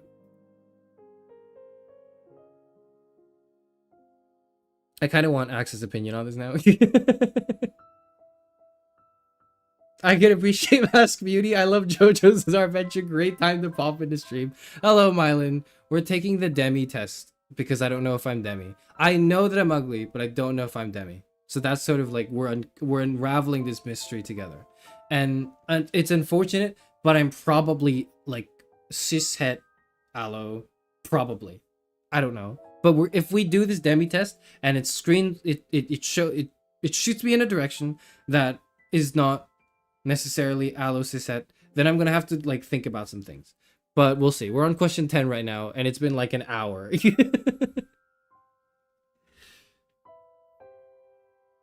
Is unfortunate help? Because like if I were into men, but it would be so men are so easy. Men are so much easier to understand than women. Okay. You're gonna ask me like what about the NBs? I'm not talking about the NBs here. I don't know. Frankly, I only know like 2 NBs in my life, and they're kind of confusing people. So I'm just gonna leave it at that, right? But not because they're NB, they just happen to be confusing people. But whatever.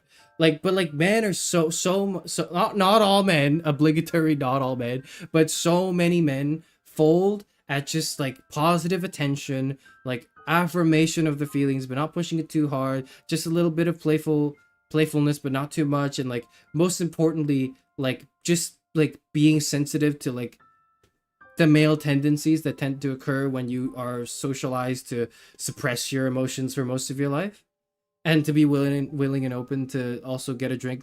Like that tends to help a lot with a lot of men. Anyways, like I don't know why I'm talking about this.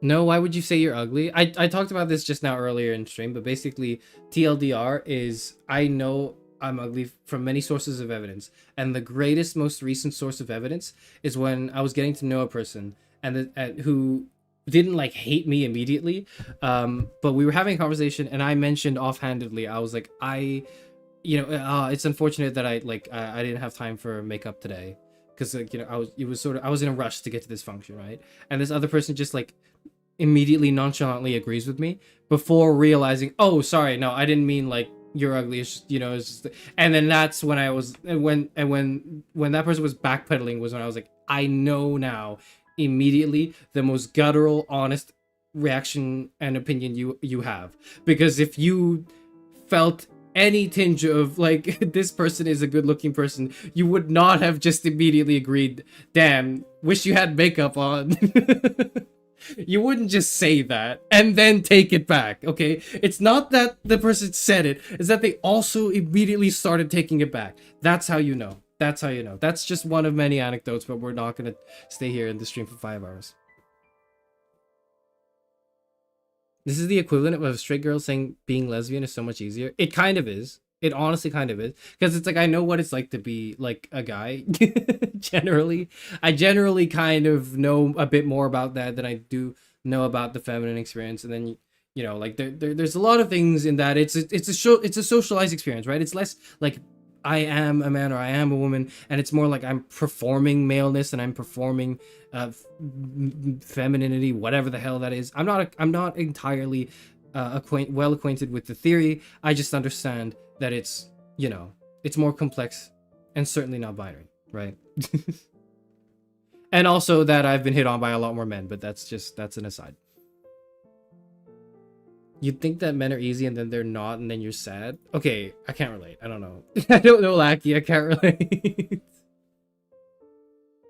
What if they were agreeing in like a yeah, same kind of way? Well, you have to understand that I did 5 years of philosophy, and I tend to steel man my opponent's arguments just out of habit. And one of those things is, I don't know how to go further than that. I'm not going to.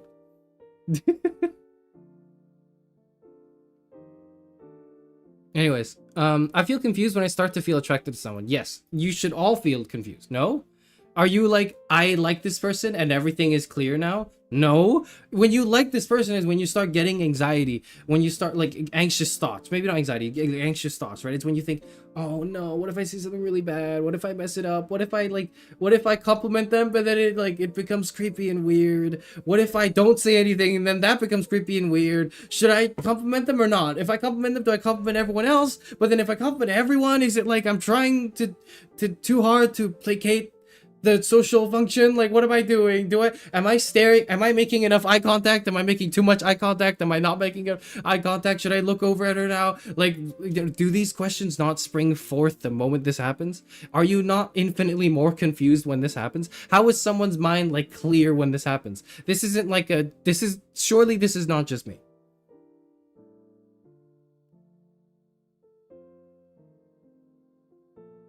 Chairman, if you've been hit on at all, then that literally proves you're not ugly. No, ugly people get hit on. You have to understand, Hannah, you have to understand, ugly people get hit on. Because it's not just about being, ugliness is just like a factor. You can be ugly in the sense that like your facial features are just not very like mogging. I don't know what the word is. What do the kids say nowadays? Mogging? Like if you don't, you can have like a low damage face card, let's say, and still get hit on because you're funny and you're charming and you're charismatic and you're incredibly smart and you did 5 years of philosophy, so you know everything. So you can get hit on for like various other reasons, but you can also be chopped. Like, that's not out of the question. Looks maxing. Yes, exactly.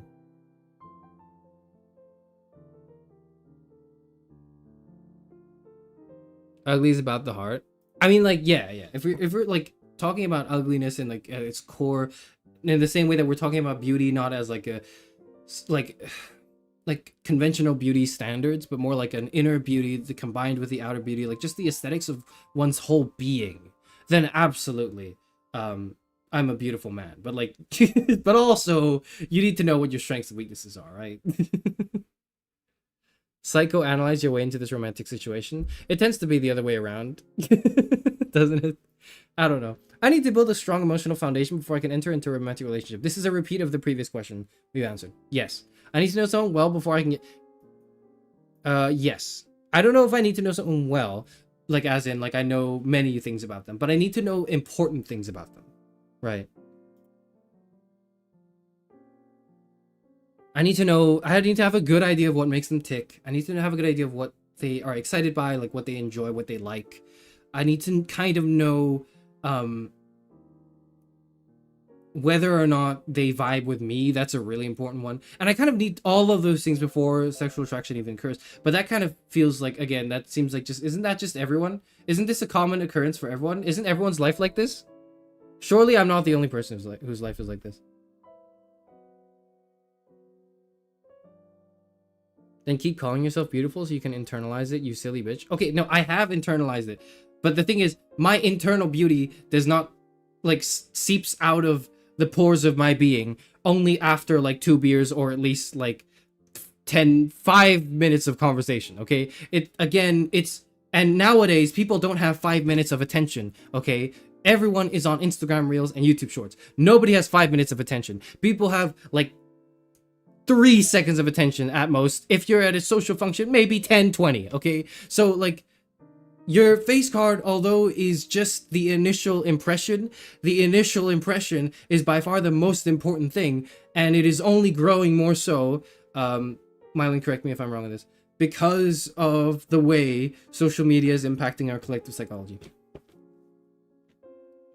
So what I'm trying to say is it's society's fault or whatever. I struggle to recognize my own romantic feelings. Okay. Yes, but like that's like I struggle to accept it. Like I feel like I recognize them when they're coming up and I'm going like, no, not like this, not like this. And then like it's sort of like it's a back and forth and it's like I can get over these feelings, and then like oh no, I can't, and then like I can get over this. So we're just gonna go on that. I do not enjoy flirting. That's not true. I do, but it has to be done well. If you're doing it in a way that is confusing, then I know. But if you're doing it in a way that gives you plausible deniability that you're into me, but it's nonetheless clearly you throwing a ball onto my side of the court, then I can catch and I can return.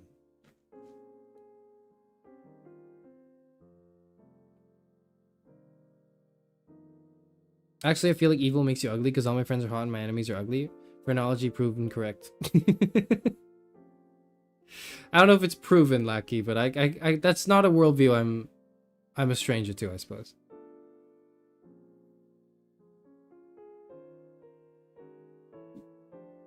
Bro, like beauty standards are subjective. Take a compliment when someone calls you cute. Yeah, I know. It's enough. I don't know anything. I'm just a guy. I'm sorry. Sorry, man. Sorry for. Sorry. Sorry for putting you on the spot and asking you to fact check my just vaguely like armchair opinion on things that are way more complex than a VTuber can make them out to be. But do dogs have cat beauty standards? That's a really good question, and I just don't know if dogs find cats beautiful. I've never thought that is like Kale, thank you for asking that. Kale 9696, because that's like the first like original thought I've had in a while now. Original? No.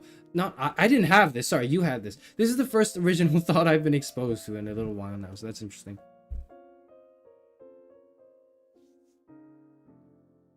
I meant to dogs and cats. Oh, like people to dogs and cats? I was thinking more like dogs and cats, but I don't know. My knowledge of Mylan says my knowledge of attraction is purely theoretical. I can cite psychological theory if you want, but no, it's okay. You don't have to. Like I don't actually mean to put you on the spot. I'm just saying shit out there, and I'm going like, please fact check me if I'm wrong, because that is my go-to way of waving away responsibility for just saying shit on the internet without backing it up with research.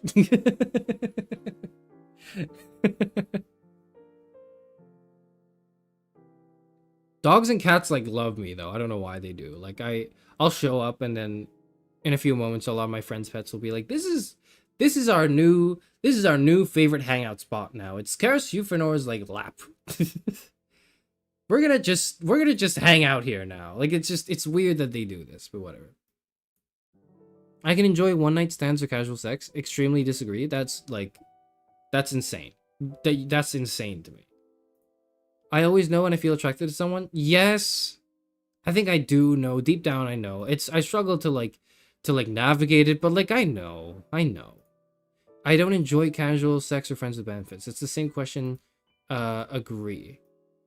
That feels okay. No, actually, the concept of friends with benefits makes sense to me because it's like you're friends, so it's like you have like a connection of some kind, right? It doesn't have to be like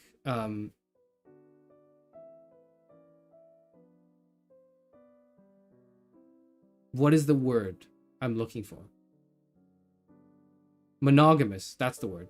I was thinking of the word. I was thinking of like monolingual. I don't know why. It doesn't have to be monogamous. Your sexual or romantic intimacy, but I feel like it's weird if it's directed at somebody who you don't know. Like, you kind of have to know them a good amount. So like the friends with benefits thing, that makes sense to me. Like, it makes sense that someone can have like a sexual relationship that they may not necessarily also have a romantic relationship with. That strikes true. I just can't imagine someone having a sexual relationship with someone that they just don't know or like care for in any way beyond just that encounter. Because then it's like, why don't you just jerk off?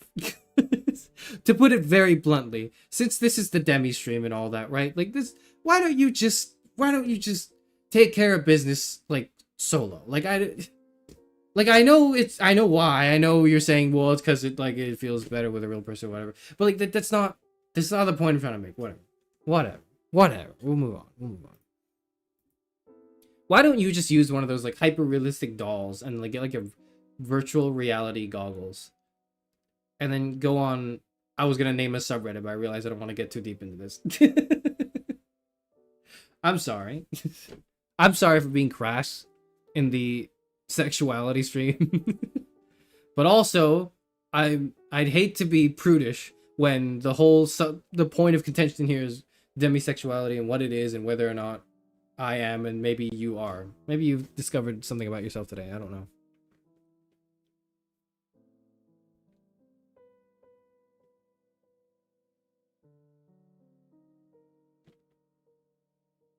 Legit point for real, but like strip clubs and erotic massages are also options. I've heard from a friend of a friend. First of all, I believe you that Komi that you heard it from a friend of a friend. Secondly, yeah, I kind of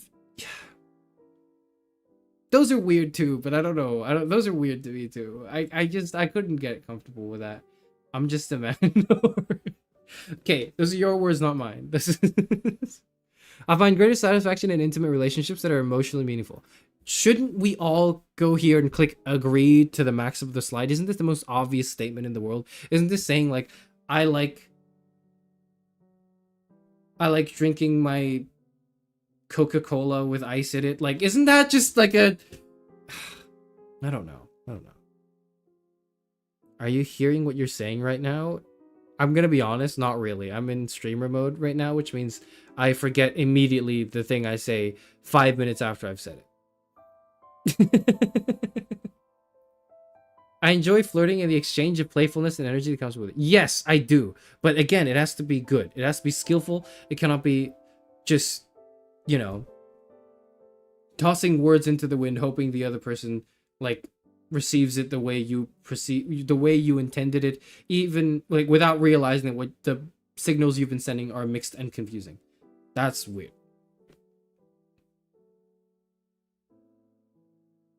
To be fair, if you have an avoidant attachment style or something similar, what does that mean, Mylin? What does that mean?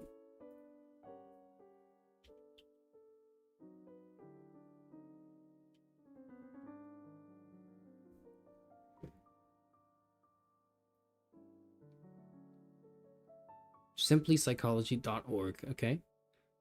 An avoidant attachment style is a pattern where individuals steer clear of emotional closeness and tend to minimize the importance of intimate relationships.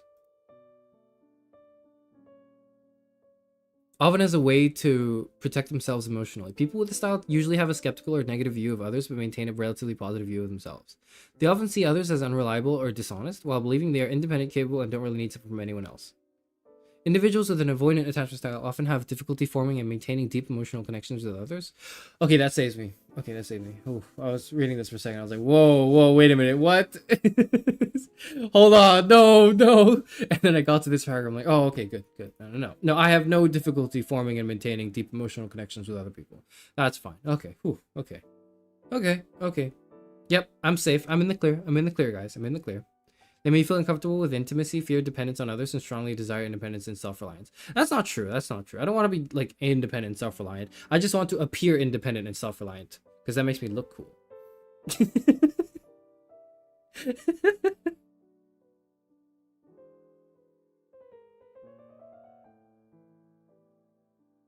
Attachment style quiz next. I don't know what. I didn't even know that was a thing. Close relationships are terrifying, more or less. Okay. Whew. All right. Well, that's probably not me. Surely it can't be. I was just talking about the who wouldn't find a close emotional relationship most rewarding. I mean, exactly. Anyways. I believe in love at first sight. Heavily disagree. This shit is not real. You do not love someone at first sight. You are infatuated with someone at first sight, is my opinion. But also, like, the word love is very vague here in the sense. And it could just mean that. It could just actually be pointing towards infatuation. And I'm making like a semantic disagreement. In any case, I'm just going to say because I do not feel that, I'm going to just slide that all the way to disagree. Friends with benefits arrangements do not align with the person that I am. I think they actually do, but like, it's just, I don't know. They probably do. I wouldn't say like super agree, but I would say like I agree.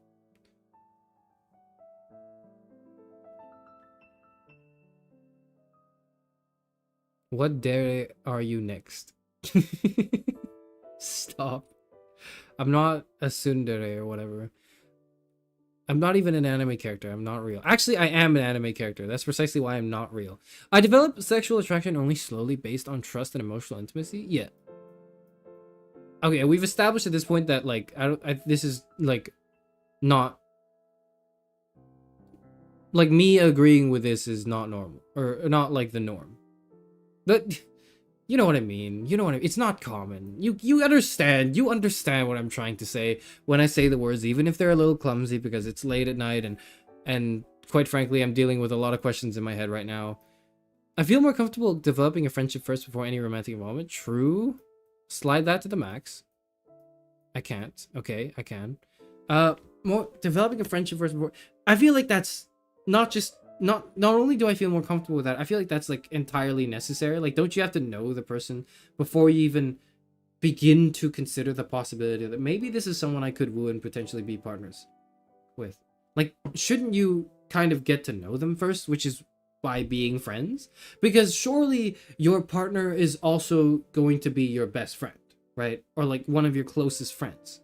Like, you're not going to be romantically interested in someone you can't hang out with platonically either, I think, but I don't know. Like in an otherwise hypothetical, like alternative where you are not romantically interested in each other, but whatever. Like, I understand if you're romantically interested in someone, or you develop feelings towards a friend, and you can no longer hang out as friends because you have those feelings. That's not what I'm saying. I'm saying like the person who you are presumably going to be into, I would assume is someone you would enjoy hanging out with just platonically anyways, right?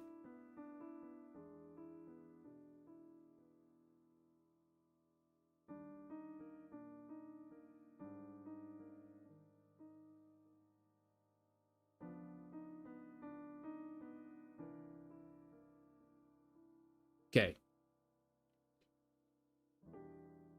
I find it difficult to understand my own feelings of attraction. Okay, I understand them. Actually, no, I don't. Actually, I don't know, actually. We're just gonna go past that. I don't want to. I can feel sexually titillated by just visual input. Seeing a model on a billboard, for example. I for a second thought that was gonna say seeing a model on a VTuber stream, for example, and it was gonna freak me out. Sorry, I'm just reading the words that are in my head before they're actually on the screen. No. Like, I can go, wow, that's an attractive person. What are they trying to sell me? But I'm not gonna, like, think I want to engage in intimacy with this person I don't know, who's just doing, like, a photo shoot. Like, it's, like, Zendaya's on, like, the billboard. I'm not gonna be like, Zendaya's on the billboard. I'm not gonna think, like, wow, if only I could smash. Like, those are not my thoughts. Even if it is like, if I'm making a point to understand how to like appreciate how like beautiful and attractive this person is, like physically, I'm not. You know what? Let's just click finish.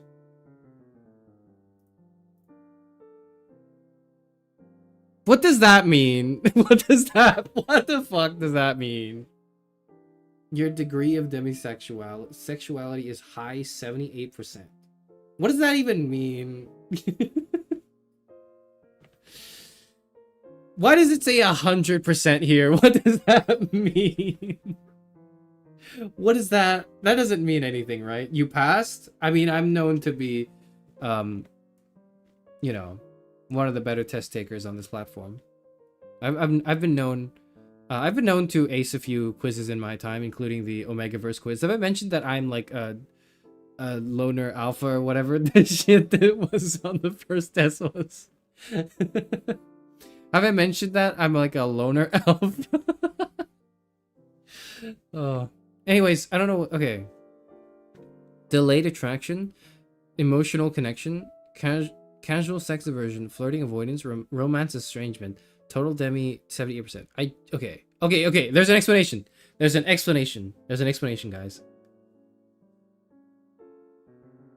It probably means he responded consistent with demisexuality on 100% of questions in the category or something. You know what, Milo? That's probably what they mean when they say you're 100% here. That's probably true.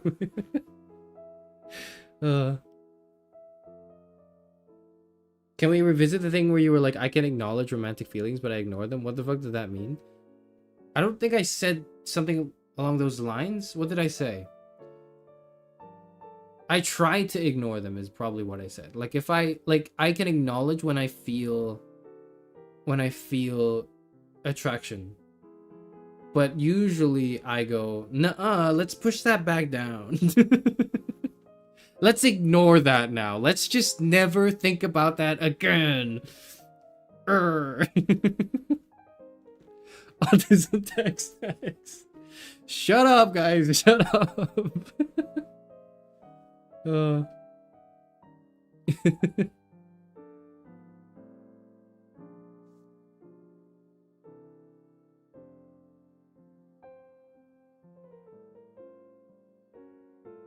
Omega. I'm literally like a loner alpha, but whatever. It's like proven too. It was written in ink on my screen. Okay, explanation of elements. Let me just drink some water and then we'll get into this.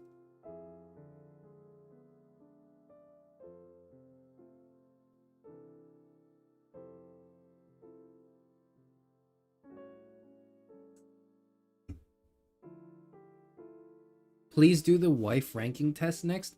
I'd want to see what kind of boy wife you'd be. What? What is a wife ranking test, Lackey? What does that mean? Also, that's not what this stream's about. The stream is about, like, being Demi and ugly. That's what this stream's about. Hold on, let me read these. Okay. Delayed attraction refers to experiencing sexual attraction only after forming a deep emotional bond with someone. For demisexuals, physical appearance or initial encounters do not trigger sexual desire. Instead, it is the understanding, trust, and emotional intimacy developed over time that rekindles their attraction. This connection allows them to feel comfortable and genuinely interested in a person, making their experience of sexual attraction inherently linked to the quality and depth of the relationship they have built. This distinct characteristic sets demisexuality apart from other sexual orientations where immediate physical attraction might be more common. What? Is that true? Do you just meet somebody and are like, whoa, I want to be physically and intimately close with them? What? Like, is that just... Do they not have to, like, say something that really wows you? Do they not have to, like, earn it? Do they just show up and get the job? Like, do they not have to pass the interview? Don't they have to pass the... Surely they have to pass the screening, right? The initial screening? No? Don't you have to, like, you know, go through their metaphorical CVs and then, you know, clocking them, like, and then you kind of have to ask them, like, where do you see yourself in 5 years, right? Before you give them the job? That's weird.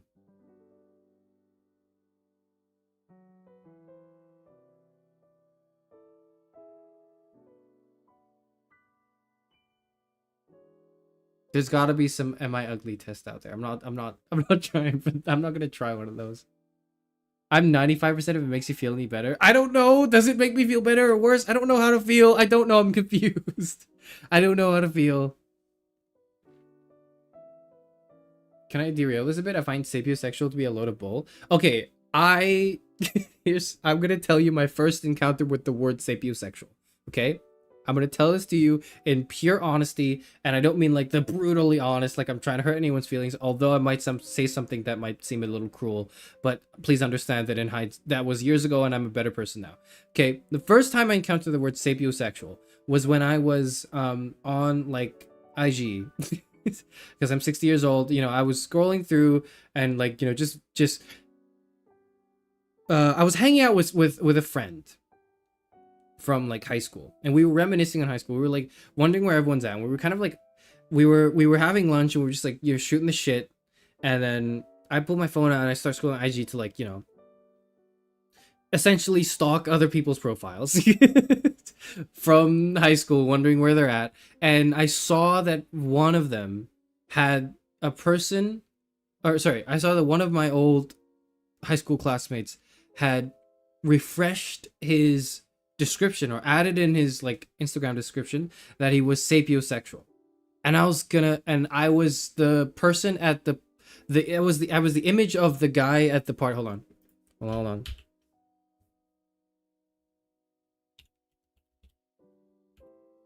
Where's the gay is okay meme? Gay is okay.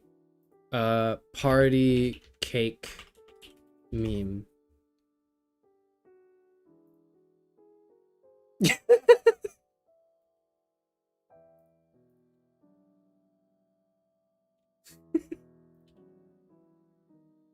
it's so I was scrolling on Instagram, and I I saw sapiosexual, and I was like, whoa, that's awesome. Because this guy was like, he was one of those guys in high school that's like, he wasn't like homophobic, right? But he was also no stranger to subtler homophobic culture that kind of just permeated the context that I'm refusing to give you, that will reveal my actual age. Anyways, but he was, you know, he wasn't exactly like a super ally, but he wasn't like a mega evil bigoted conservative, right? He was just sort of like a somewhat neutral person for the time. So to see like sapiosexual, and bear in mind, I didn't know what that meant. I was like, whoa! I was here on the bottom with the cake and like the flag. I was like, yeah, gay's okay. And then I went and I looked up the word sapiosexual. And I'm sorry if you are, or you identify as sapio, because I'm sure this is not a joke to you. But to me, it's like, I don't know. I find it mildly humorous. Just a little bit. Maybe I'm mean, but guess what? You get to make fun of me for saying all that shit just now and then scoring like 78% Demi. So you can do that too. But anyways, it refers to it's a neologism referring to romantic or sexual attraction to the intelligence of another individual. It is an identity describing those who are aroused by intelligence. And I was just like, bitch, no, you're not. My first reaction was like, that's like a real thing insofar as like, you know, like it's an attractive quality and feature. But there's literally no way that's the only feature or the biggest feature like that you strive for, because I know your dating history. You've made it pretty public, and let's just say that they weren't the sharpest. The people that you've had some sort of history with were not the sharpest tools in the shed. Now maybe, to steel man the argument, or to maybe to backpedal a little bit, maybe it's because of those experiences that he is now sapiosexual. I don't know. Frankly, I didn't know what the word meant until I looked it up, but that was my first like encounter with the word. Okay, that's we're gonna go back to the test now. Okay.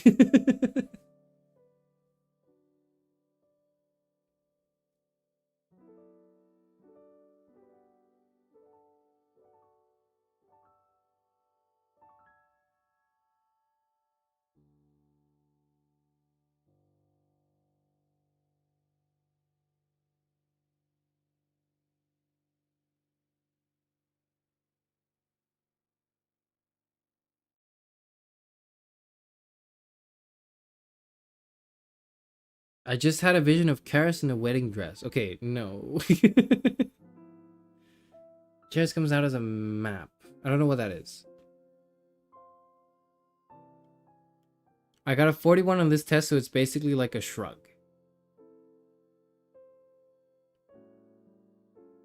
Sapiosexual is a stupid word. Okay, like, I want to defend it by saying I think it is not impossible that someone is attracted to someone else's intelligence. In fact, I think someone's intelligence is one of the most attractive features of a person.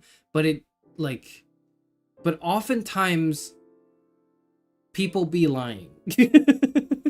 When they say that, people just be lying sometimes because I can see very good reason to lie about that. I actually, like, there's very good reason to lie about this, because what you're saying is, oh, I'm not a pervert. I only like women. Well, okay, I'm assuming cis heteronormative male speaking, right? But like, which is me. So, so it's like me saying, I only like women who are smart, and I only like them for their smarts and their like intelligence. It's like, that could be true, but you could be saying that because you're just trying to stand out from the crowd and and to just tell people implicitly that you're not like the other guys, you know? You're not just a creepy horn dog weirdo pervert. You're actually someone who will listen to them and like have an intelligent conversation with them. But just like, because, and the reason I have this inclination, and I might be wrong, this might age very poorly, in which case I apologize in advance, but I hope that I'm making a poignant like statement here. I think most people are. I think most people are. A lot of people are attracted to people who are intelligent. Like, it's just, it's like it's not, I don't want to say it's redundant, because it's like, it is information, because some people are not. Some people are not attracted to people's intelligence at all. That's totally possible. That's totally possible. It strikes me as someone specifying that they have an adult woman fetish. That's what it feels like to me. That's what it sounds like to me. It just, I don't know, whatever. it's whatever to me.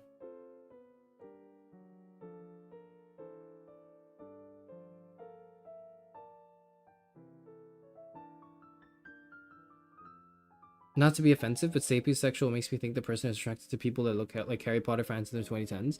I mean, like, I don't know. Like, it's like, yeah, it's, you know what it reminds you of? It reminds you of one of my friends who is very much into a very specific type of tall, lean, somewhat muscular, very like clean cut looking type of guy, and going like, actually I wouldn't, you know, actually I'm not that, I don't just have one type, I'm also into nerds.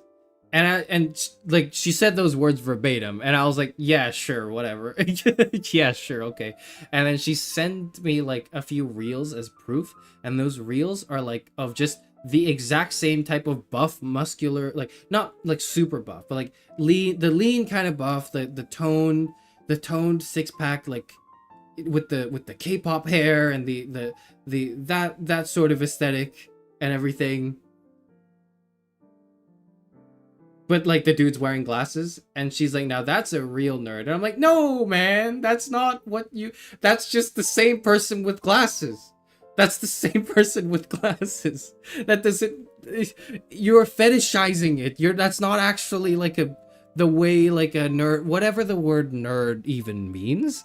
You are certainly very far off the mark from what that would look like, because that is literally just a conventionally attractive K-pop looking guy. And I don't mean that like in like a derogatory sense or whatever. I mean like, genuinely, the person in question is very, who displays attraction towards other men, tends to only send me like examples of like Korean men who are doing the K-pop look. So it's like, that's all I know. Okay, that's all I know.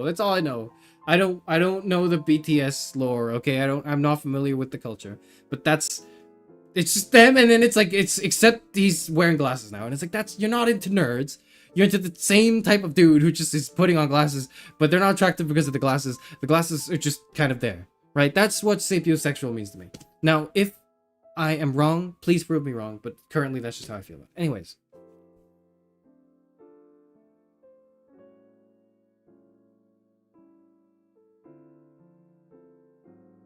K-pop hair? I presume that's whatever skunk is living on top of Charis' head. Okay, I don't have a skunk on my head. I have like a bird's nest on my head, is what I would refer to it as.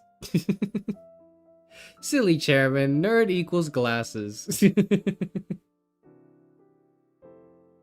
the guy in the nerdy guy edit have a Clark Kent build? It wasn't even a Clark Kent build. It was like, you know what? Actually, he kind of did. He kind of did have a Clark Kent build. Are you balding? No, but like, I know this shit ain't lasting forever. This is what I'll say. I'm currently bountiful, plentiful hair, but I know that's not gonna stick around. I know it's a matter of time before that goes away too, and I'm now and then I'm truly left with nothing. But we're just gonna. I'm 60 years old. Okay, I'm 60 years old. I don't have many years left. Anyways. Emotional connection refers to requiring a strong emotional bond before experiencing romantic feelings or sexual attraction. For them, romance is not sparked by physical appearance or fleeting encounters, but by a profound understanding, trust, and emotional intimacy developed over time. This deep connection forms the foundation of their romantic interest, ensuring that their feelings are based on genuine emotional resonance and mutual respect. Consequently, their romantic relationships are often characterized by a high level of emotional depth and meaningful interaction, distinguishing their experiences from those where romance might develop more spontaneously. Okay, but like, isn't that just peak? I'm reading this, I'm not like, wow, this is something that like is a little queer and deserves our attention and celebration this Pride Month, because we know that they might often face prejudice from communities. Like, this just reads to me like, yeah, this is peak. This is peak as fuck. I'm reading this and I'm like, cinema. This is cinema. This is how it should be. This is gem. Okay, gem alert. Gem alert. That's how I feel about this paragraph. I like my men visually impaired. Oh. Is this the same friend that was swiping through Tinder and sent you a reel about men being bad? Yes. Yes. Yes, it is the same friend who fortunately probably doesn't watch these streams, because if she did, she'd probably be kind of mad that I'm talking about her this way. Rest assured, like, she's like obviously still like my friend. Like, I don't view her any less of a person for having these opinions that I deeply disagree with. And in fact we hash out these disagreements like very often. So it's not like I'm screwed if she discovers these streams and that I talk about our interactions in this way, because I think she would find the humor in it. Anyways, this is just peak to me. You know what this is like? This is, for a long time, I always thought, there was a little part of me that thought I liked yaoi or I liked yuri. There was a little, like, a part of me for a while just thought that was what I was into in terms of my like weeb anime like consumption. And then in hindsight now, having thought about it a lot more, I realize I don't actually like yuri or yaoi that much more than like het relationships. It's just that usually in anime manga, het relationships are written by people who don't know how to write relationships. At least the stuff I'm reading or watching, which consequently tends to be like just shonen slop, but you can dunk on me like in a different time for that, okay? But like,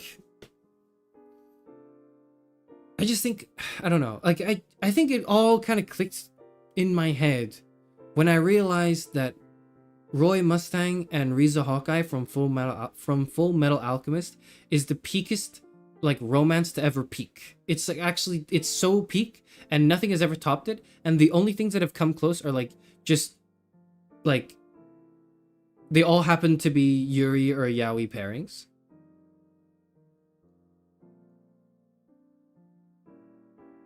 So like MLM, WLW pairings, right? Like it just, I realize that it's just because most of it is written poorly. And for it to be written well, there needs to be a strong emotional bond. Like a strong one that's not just, wow, I love you, I would do anything for you. Like that's boring.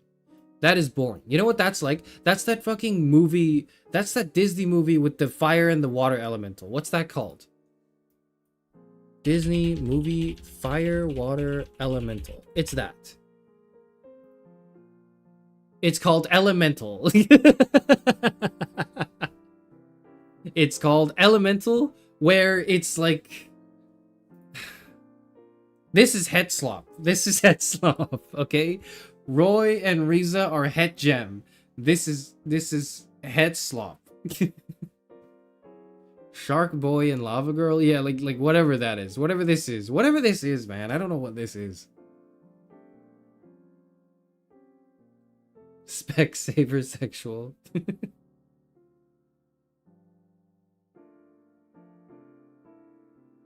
Have you seen Horimi yet? No, not yet.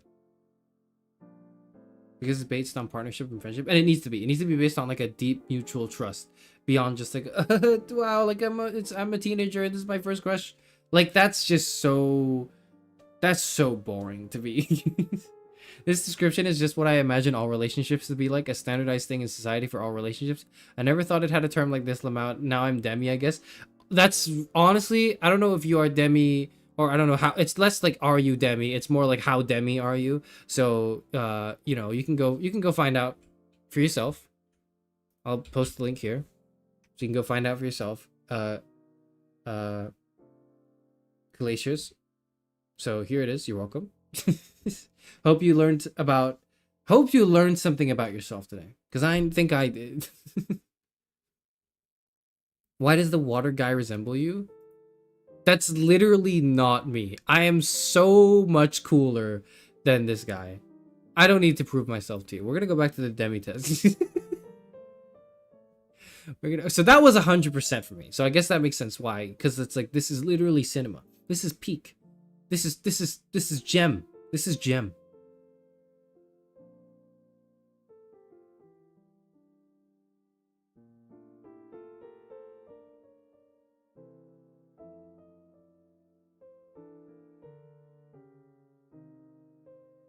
Please watch Horimiya. I thought it was surprisingly cute for a het romance anime. Okay.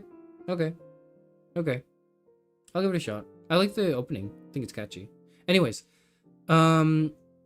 then we have 90% on casual sex aversion. Refers to viewing sexual intimacy as deeply intertwined with emotional intimacy and trust, making casual sex or friends with benefits relationships unappealing and unsatisfying. This aversion is rooted in Demi's preference for meaningful and committed relationships, where sexual activities are a natural extension of the strong emotional bonds they have formed. Consequently, demisexual individuals often find greater fulfillment and comfort in long-term, emotionally significant partnerships rather than transient, purely physical encounters. This is like written by someone who just has some sense in their brain, right? This isn't like a new thing. This is just how it is. This is how it should be, right? Am I crazy? Am I applying my norms and worldviews on other people and imposing it on them, expecting them to behave the same way I would behave, and if not, to chastise them for it, and therefore maybe be problematic? We'll never find out. We'll never know. We'll never know. What if you have trouble forming deep emotional connections even though you think you want them? Does it make you a bad person undeserving of love asking for a friend? I mean, it probably doesn't make you a bad person undeserving of love, because that doesn't sound like you abuse and exploit innocent people. That just sounds like you have things to work through, and I don't think, you know, just off the top of my head, you know, just off the top of the dome. But what if, but let's dig deeper, right? What if you have trouble forming deep emotional connections even though you want them? Well, that's you having having trouble forming deep emotional connections due to past traumas and all that.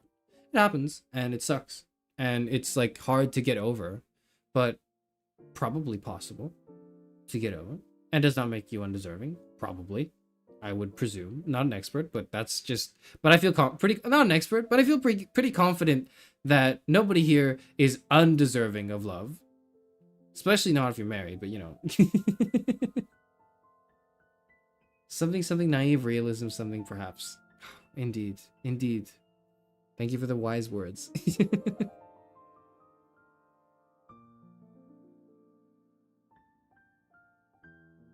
Anyways, next one. Flirting avoidance refers to finding teasing or suggestive bantering uncomfortable. For demis, flirting can feel artificial as it may not reflect their true feelings or intentions. Demis tend to value genuine connection, communication, and meaningful interactions over playful or suggestive banter, preferring to build trust and understanding before expressing romantic interest. As a result, demisexuals might steer clear of traditional flirting behaviors, focusing instead on developing a strong emotional bond with someone they feel connected to. Okay.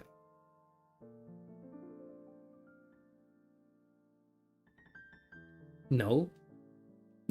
I guess that's why I'm on 40% here. Because, like, you can flirt artificially, but that's weak game, you know? That's like, you scored an F if you said, did it hurt when you fell from heaven?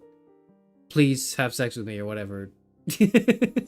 Like, if you say that, it's like, you did poorly. It's not like, oh, that is all that encompasses flirting.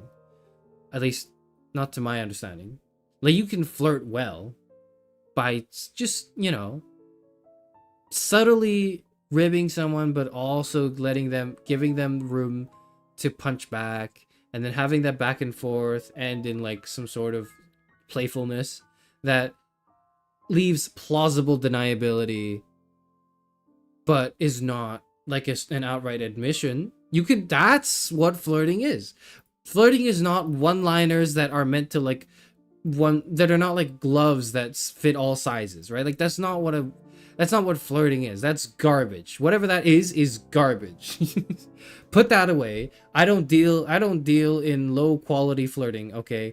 I only deal in extremely personalized, improvised, perhaps, very likely so, meaningful, playful, witty, plausibly deniable advances towards one's interest. Ranked competitive flirting. Exactly. That's flirt slop. I don't want that flirt slop around here, okay? I don't want one-liner flirt slops. Maybe some people do. Maybe that's their thing. No. Not on this channel. Need a definition on traditional flirting behavior? I just, like, I would assume that this means one-liners that are surface level. Like, I would assume that this means the 20-second cutscenes in the new James Bond game that happen right before he hooks up with, like, another beautiful woman. Right? It's like the I'm trying to think of one exchange. Hey, you're alive. You made it out of there safely, Bond. So, alright. And then they just get at it. And that's like, you know, that's, I think, is that traditional flirting? Because if that's what that is, then, like, then that's weird to me.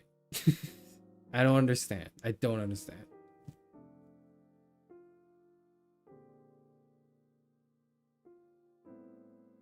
What if somebody married you because you're extremely hot but actually an awful person? What then? Then you should never, then they can never find out. Then you hope that the other person never finds out. It's like that one clip.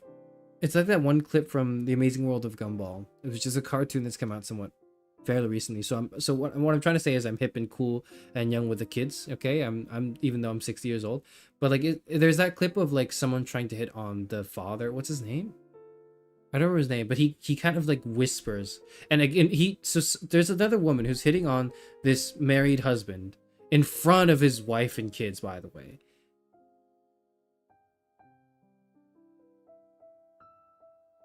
And then his response is to say,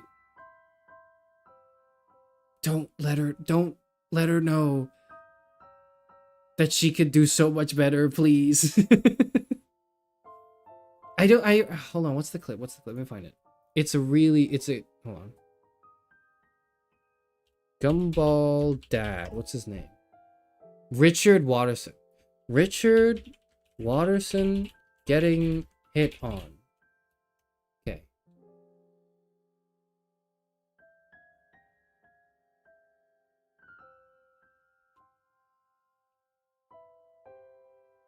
I can't find it.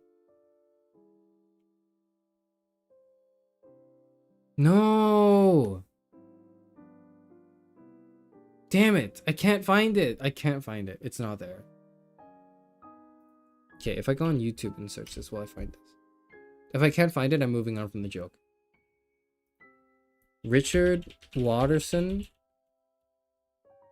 She doesn't know she could do better.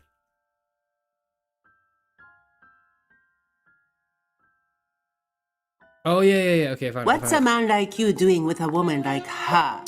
I don't think she knows she could do better. That's it.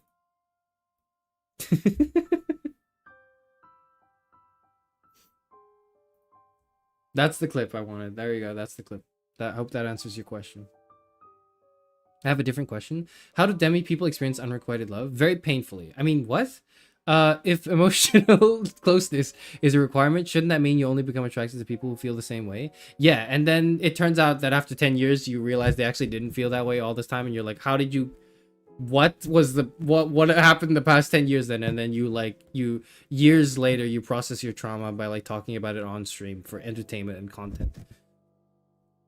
What if someone theoretically only got emotionally close to people they were attracted to? Would that make them reverse Demi? Emotionally close to people attracted to? I mean, that would just... I don't know, actually. That's a good question. I have no idea. Is that the one clip with where the lady of the clouds... the cloud lady is hitting on Richard? Yes, it's that clip. Honestly, though, Richard's a good husband. They're both great. They're both great. I really liked that about their family dynamic. Is like, they're not perfect, but they're both really great parents, which I found was really cool. Anyways, so that was like a 40%, because I'm like, people just need to up their game. People just need to like flirt in advanced rank competitive flirting, right? Romance estrangement refers to demisexuals' feelings of uncertainty due to their unique approach to attraction. When they do experience attraction, it can be puzzling because it arises in the context of a strong emotional bond, which may not align with their previous understanding of romance or attraction. This internal conflict can lead to confusion about the nature and intensity of their feelings, as well as how to navigate romantic situations that develop suddenly or unexpectedly. 65%. Okay, so we're not too screwed. Total demisexuality, your overall degree of demisexuality, higher score indicates greater. Okay. Greater, if by greater they mean like the you know, how great you are as a person, then I'm, 100% right there. That's GOAT material. That's greatest of all time. Okay, that's what that means. That's what that means.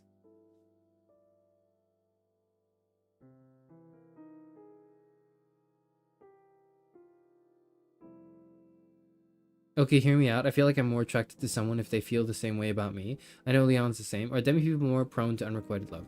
I don't know, because I feel the same as well. Part of the criteria needs to be that they're also into me.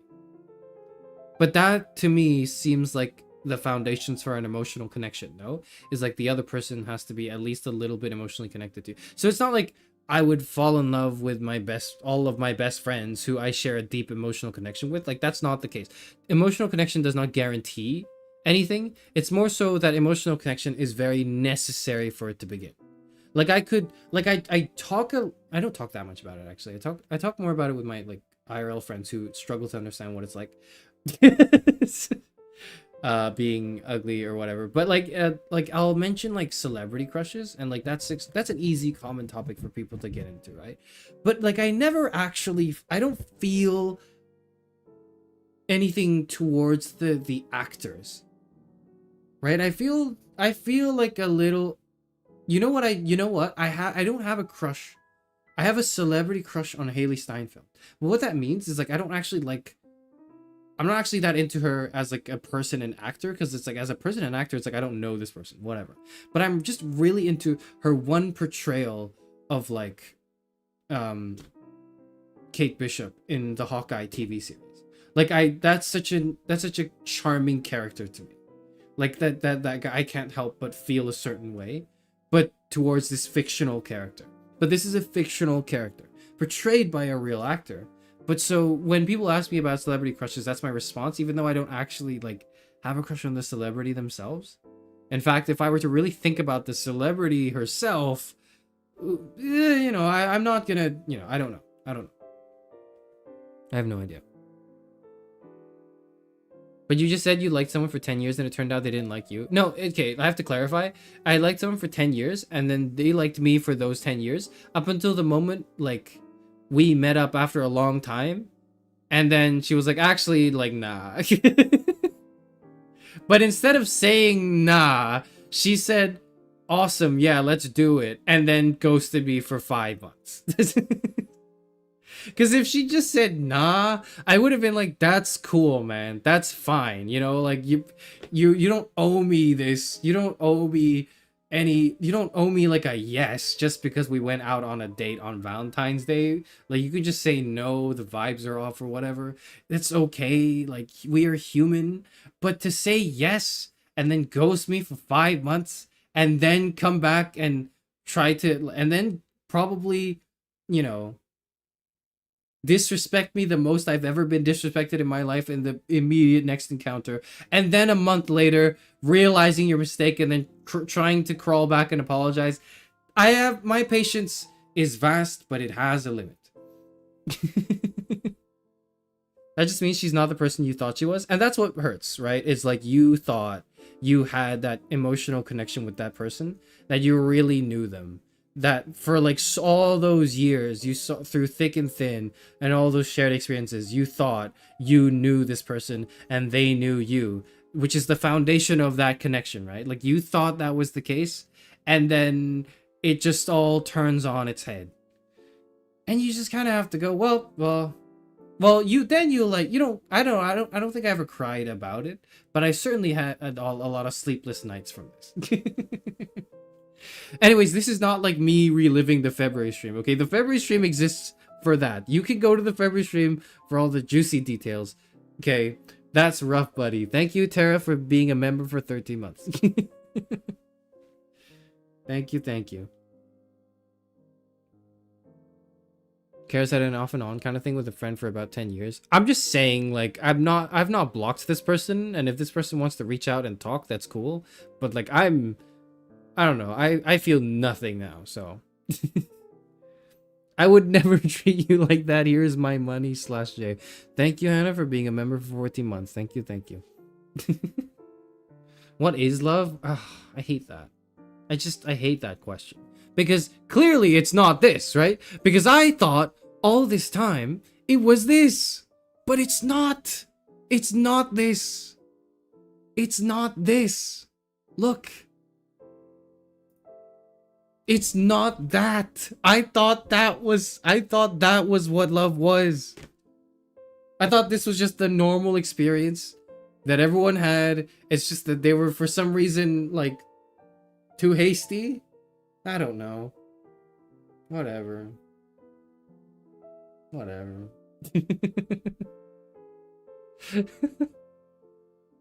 How many C's can a pirate have? About 7 C's. Thank you, Kasane. That's true. They do have 7 vitamin C's or whatever. Yes, reciprocity is a very typical thing. It's a major factor in attraction. That's like, yeah, like to me that seems more like an aloe thing than a Demi thing. But you know, I guess we've got that going for us. I just assume that everyone is like, everyone's a little Demi. I just assume everyone who does not let their passions rule over them and is level-headed in some ways is Demi, but I guess I'm wrong. I guess I'm wrong. I didn't play it. I watched people play the new James Bond game, and I was like, yeah, that's like, whoa, he's going real fast. What's he doing? Just, you know, what if the other person has like STDs or whatever, right? Like, I don't know the details. Maybe they were using protection. I wasn't sure, but I was just like, you didn't have to think about it. You just sort of said, yeah, okay, all right, okay, whatever.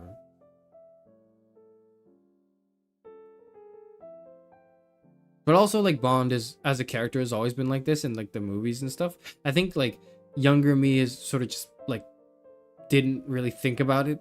I was just like, alright, okay, whatever.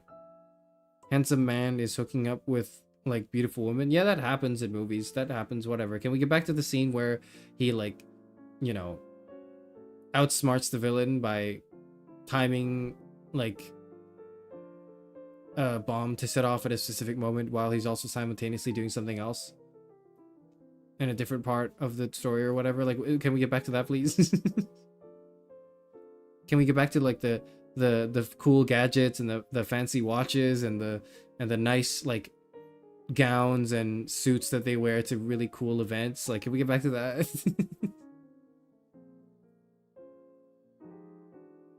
You will find your ent wife someday. I don't know what ent wife means. Like ENT. I don't know what that means.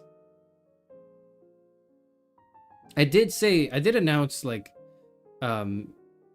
many months ago that I was getting married. Like, not now, but, like, eventually in, like, 10, probably 15 years, I'm gonna get married at some point. I just wanted to mention it when Nimi Nightmare mentioned that she was getting married to ride off that hype.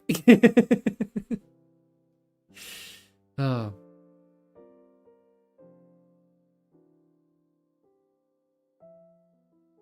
Remember that some bears and some tourists are equally good at using trash bins. True.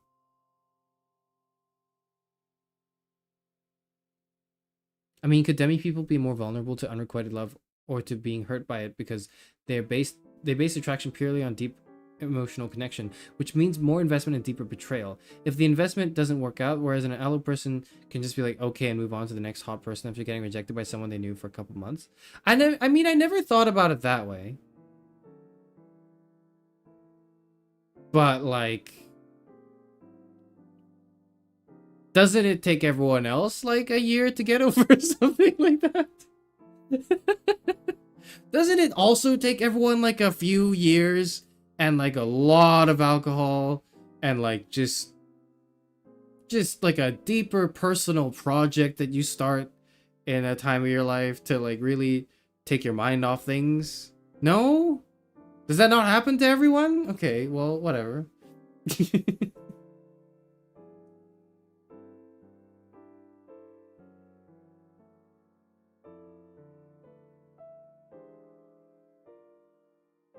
It's a Lord of the Rings reference. Don't be hasty is the Treebeard quote. I did not know that's a Treebeard quote. Thank you. Don't be hasty indeed. That is true.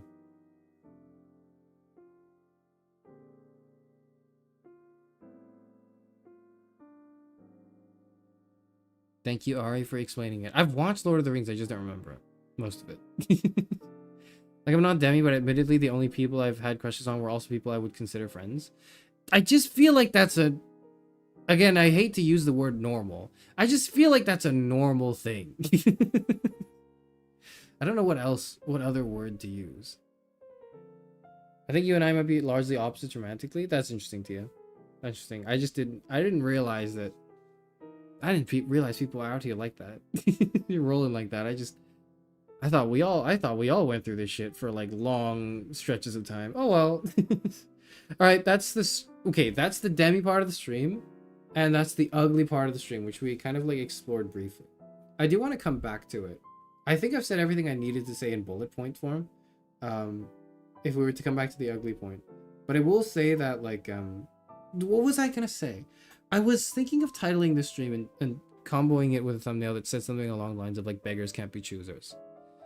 And it was more like the idea that, okay, I don't know if I'm Demi, but if I was, that would explain things a lot. Because if I'm not, then it's like, why am I, essentially the question I'm asking myself is, why am I a beggar who's also being picky? Why am I being a picky eater, right, in some sense of the word? I hope you understand the analogy now. I think a lot of it boils down to, like, the fact that, or something that validates demisexuality is perhaps, like, it feels like I'm being a picky eater, but it's actually not. Like, it's not because, or maybe I am, but for, like, you know, deeper psychological reasons, neurological reasons, maybe? I don't know. Probably just psychological. But like it's like I didn't want it to be this way. It just sort of is this way. It just sort of is this way, that you fall for people in like a snail's pace or whatever. Like it just seems like an unfortunate fact of life, was what I always thought it was. Now I guess I can put a name and maybe even a flag to it.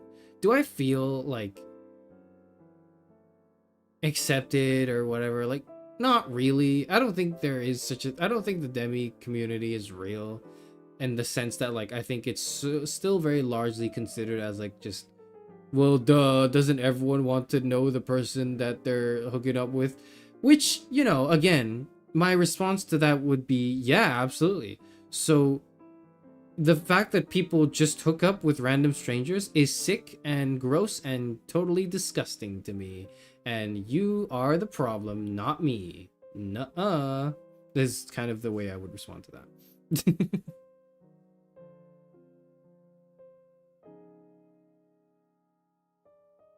I'd rather starve than eat shit. True. True. Ugly part reminds me of the one guy that confessed on YouTube about being ugly. It went viral. It was a whole thing, but in the end, he even got married. Yeah, that's true. So the thing is, like, when you're ugly, it's like you can still experience many, if not all, of the nice things that you would otherwise not experience if you were ugly, or like you would otherwise experience if you were not ugly. So I should say, such as like getting married. Like, you don't have to be the most handsome and attractive man to find a beautiful wife or husband. Like, you don't have to be that at all. Like, go look around at parents, look around at like married couples now, and recognize all the ugly people who are dating other people. You don't have to be beautiful to date somebody else. You don't have to be beautiful to experience sexual attraction, romantic attraction, all those things that help us feel grounded and validated as people. Because even if, you know, as much as it's nice to be complimented by internet strangers, you know deep down that that doesn't matter as much as people in real life who you know and speak to on a regular basis. Or in fact, people who you don't speak to on a regular basis in real life. So there's a lot to be said about our attitudes towards like ugliness, and why I think it's, again, something I want to bring up more often. Because I think it is important to recognize that being ugly is a debuff that happens, but it's like, it's not an impossible barrier. You can still enjoy those nice things as someone who's ugly, and hopefully as someone who's demi as well. And now if you're both, then well, stick around, I guess. My condolences. But know that there are other things you can do to improve how attractive you are beyond just your face card. You can be funnier, you can be more electric, you can have exquisite taste in things that rouses people's interest. And I don't mean that in like a hipster pushes glasses up kind of way. I mean like a teasing out the more niche things as you figure out what the other person's interests are, and trying to find that maybe movie or like thing that they enjoy a lot or is their favorite thing, and you going, yes, I know that, I love when this thing happens, and their eyes just absolutely light up. You know, you can definitely play the game. It's a little hard. That's all. You're just playing on hard mode. That's okay. You can beat games on hard mode. I know I can. I played Elden Ring on stream and I beat the DLC on stream, okay? Yes, I used the Mimic and like the big giant flaming sword. What was that called? The Blasphemous Blade. but point proof. But that's me. That's my other. Those are my other stats. Okay. Those are my other stats. Point is, yeah, I think it's entirely like, it would be dishonest and unhelpful for me to just say, yeah, for this Pride Month, I just want all the queer people to know that you're beautiful. No, man, some of you are ugly, and that's okay. Being ugly is okay. Ugly is okay. Hold on, let me come back to this. Ugly is okay, all right? That's me with the big. We need to. We don't need a flag for ugly. We or cake, but like I do want like a big banner that's like ugly is okay. Ugly is okay, guys. All right. You're like allowed to be ugly. Rude. Why did you assume I was talking about you, huh? Why did you assume I was talking to you specifically? As the president of the medium funny community, we're always looking for new members. I feel that.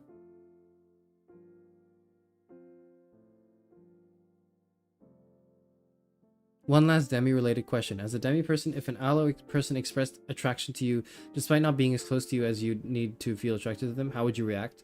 Generally, by just going like, no, I'm not interested, but you're cool, but I'm not that interested, you know? But like, we can continue talking. Sometimes they'll continue to buy me drinks and I won't refuse, but I'll also like, you know, it's usually not like a one-on-one environment. And it's more often than not less like that intense, serious, ranked competitive flirting and more like just hanging out as a group and just like an offhanded comment or two. And you kind of just let it slide off like in like a way that's like, hey, I appreciate it. Thank you. But you kind of, and you go, I like your thing too. That's cool. But you don't really, I don't know. It's pretty easy for me to just say I'm not interested, but I don't know why that's the case. Why is that the case? I don't know. I guess I have very good platonic vibes. But people tend to get pretty quickly what I'm like. I appreciate it and I'm flattered, but I'm not personally interested. But we can hang out and talk anyways. That's cool, right? Like it usually goes by very quickly for people. Maybe it's because like I don't know. It's mostly men and they kind of understand that.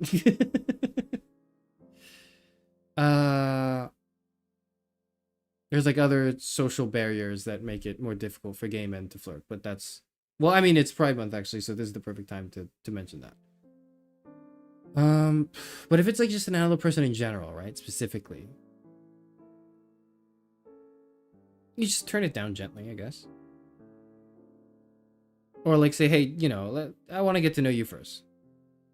And you just like talk more about other things. And then over time, maybe you grow more interested. I find a lot of times, like, or not a lot of times, okay, like a lot, like it happens every day, but like, you know,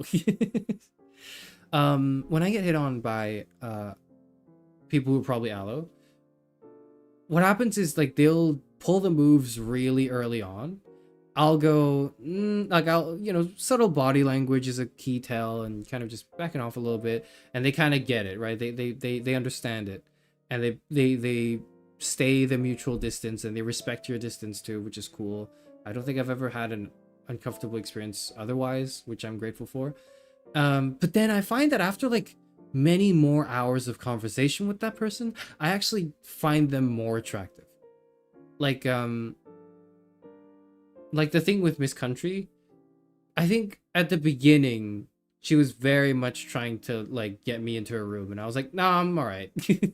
But then as we like conversed, as we chatted over the course of the next few hours, like towards the end, I was tempted. I was like, you know what? Maybe like not to like hook up because I'm not that interested, but maybe I should give this person my phone number so we can talk more. So we exchanged phone numbers, and I never talked to this person again. But you know, I did it at least. But I was like comfortable enough to like give this person my phone number. So I don't know how to feel about that, but beyond like some sort of solemn reflection. And as haha, I can tell the story on stream many times. Let's see.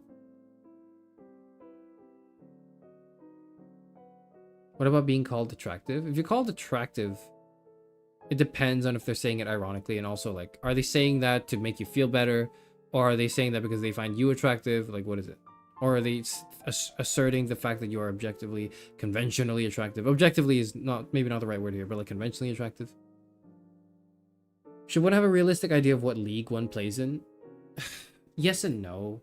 Like, you need to know less like league as in like, because I don't like the black pill take on this, where it's like, you're in the top quartile or the top percentile of men or of women, and that you only women only date the top 1% of men. I don't like that, because you put it in like in terms of like an elo. It's not an elo. It's not an elo. It's more like, if you had to put it in an elo, it's less like you're on a scoreboard and more like, how likely is it that some other person is also into you and everything you come with, like your whole package. And the more and conventional attractiveness usually adds to that, because more people are attracted to conventional people than people who aren't, right? Conventionally attractive people. Well, I'm like mixing my words up here. People like when other people are conventionally hot, right? They tend to. Not every person. Some people like very different things, or prefer very different things to people. So it's not like there's a league. It's not like you're playing in ELO. It's not ELO. It's like it's how universally appealing you are. Because everyone is appealing to some extent. And if you're not, then there's a lot you can work on to make yourself at least a little bit appealing. There's definitely shit you can work on if your face card declines. There are other payment methods. You do not need to rely on the face card. There are many other payment methods.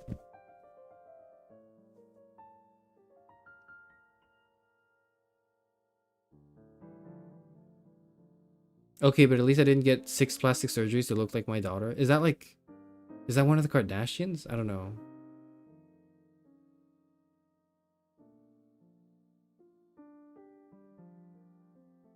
What color is the ugly pride flag? It would be so funny if I just like said the colors of the lesbian flag and watch half of chat ignite into flames right now, but I'm not going to.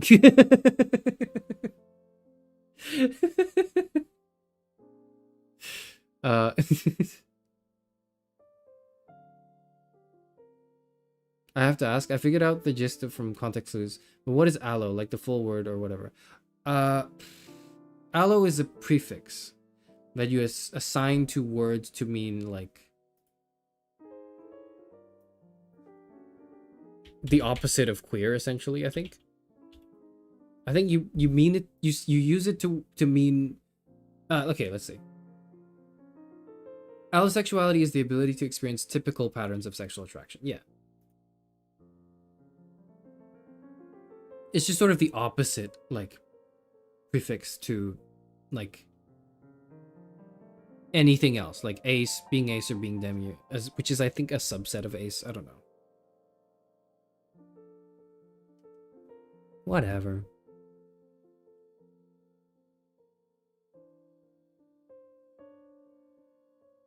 Do you say face card unironically? No, I'm a streamer and I need to appeal to the youth. Or something. Which is like you guys, because I'm 60 years old. So like I hear the contemporary youth use the word, and I just assume that that's how you use the word, and I just run away with it until someone tells me, nah, Unc, that's cringe, and then I have to change it.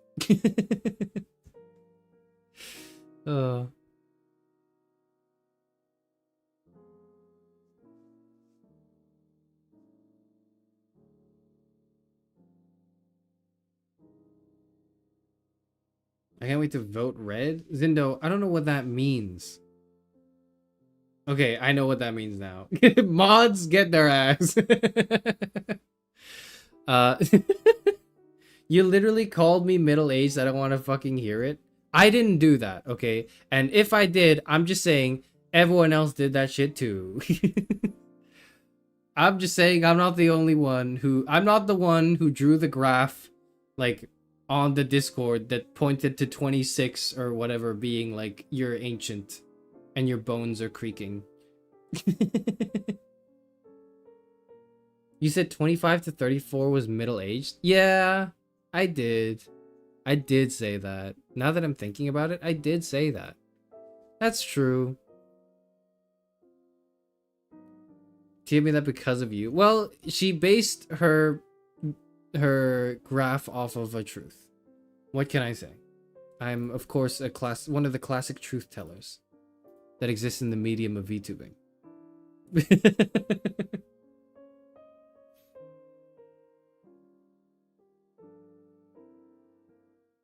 I'm literally not middle-aged. What the hell, Charis? I mean it's interesting because we used to I genuinely, when I was much younger, I used to think 30 was middle-aged because I've been told by people around me that 30 is middle-aged. But due to the current, socio-political climate, it seems to me now that 30 is the new 22. 30 is the new, like, 24. 30 is the new, like, 24, I would say. Yeah. Like, you being 30 now is like you being 24 back in the day. We're experiencing this sort of, like, age inflation because of the current cost of living crisis and unemployment crisis or whatever. So, I don't know. Hi, chat. How's it going? Hello, Jezza. Hello. NB passerby here. Oh my god. Hello. Thank you for being the NB representation, the vocal NB representation we needed. Hello. There are literally no NBs in chat. I don't know why. There's never been. Charis Euphranor live streams have always been home to many of the queer community. Hence why I've always constantly been bombarded by, like, hello, straight man, on my computer screen. Can you talk about Pride Month? And I've always kind of been, like, had to go, like, no, I can't. I don't really know anything about it beyond the basics because I'm just sort of an observer. And I've come to realize that there's a sort of unique value in the observer's perspective as well that is also not bigoted and horribly evil. So that's kind of why we do these streams now. And you know what? I guess I've got a flag behind me now, too, that I can rally under. I'm probably not going to rally under any flag. That's weird to me. But whatever. You have a Discord? It's in the stream description. There is a link to a Discord. And it requires no cognitive effort to enter it. It's great. So true, bestie.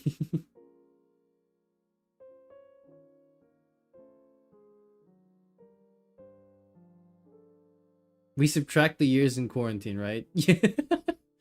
Man, if only. Oh, if only I could actually experience the things I was meant to experience during my quarantine years. I mean, what? I'm 6 years old. This doesn't affect me. He's cishet, but an ally usually. What's with the adverb there, Tia? What do you mean by that? What do you mean usually?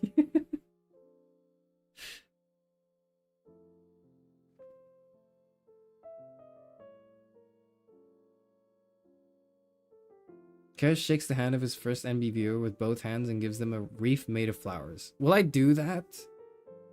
No. Maybe.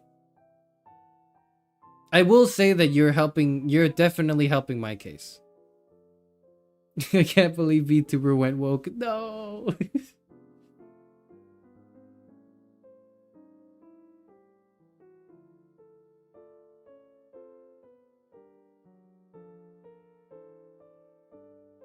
Anyways, okay, that's enough for today's stream. I think I've yammered on long enough. That is, I'm gonna come back here maybe. Okay, that's what it's like being Demi and deplorable. Ooh, Demi and deplorable. That's good. Hold on. Do I want to use the word deplorable?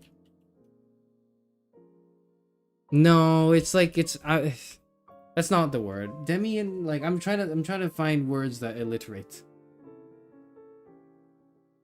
I was thinking Demi and disgusting, but it's like I'm not disgusting. I'm just kind of ugly. But that's not the same as being disgusting. There's overlap, but, like, you can be ugly but still be like well kept, well put together and present yourself in a way that is respectable. So I don't know. Don't say that. I've been saying that all stream. I'm sorry when I end the stream, but you can go back and watch some bits of it.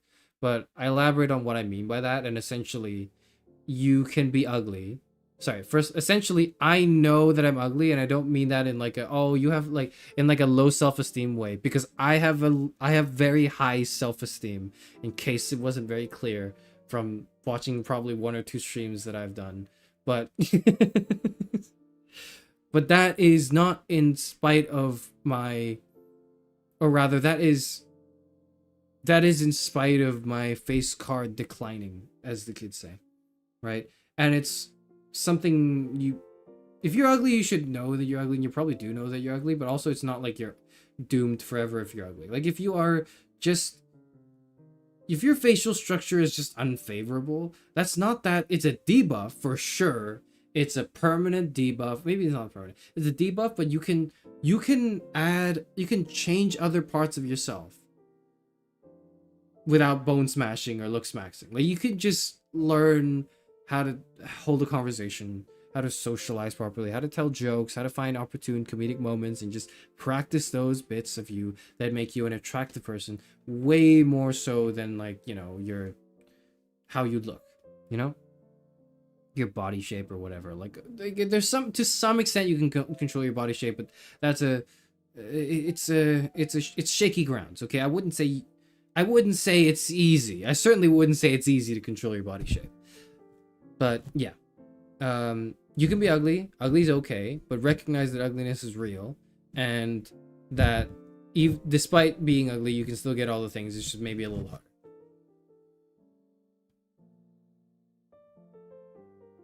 Demi and depressed. Despicable and demi. When I can never use the word despicable now.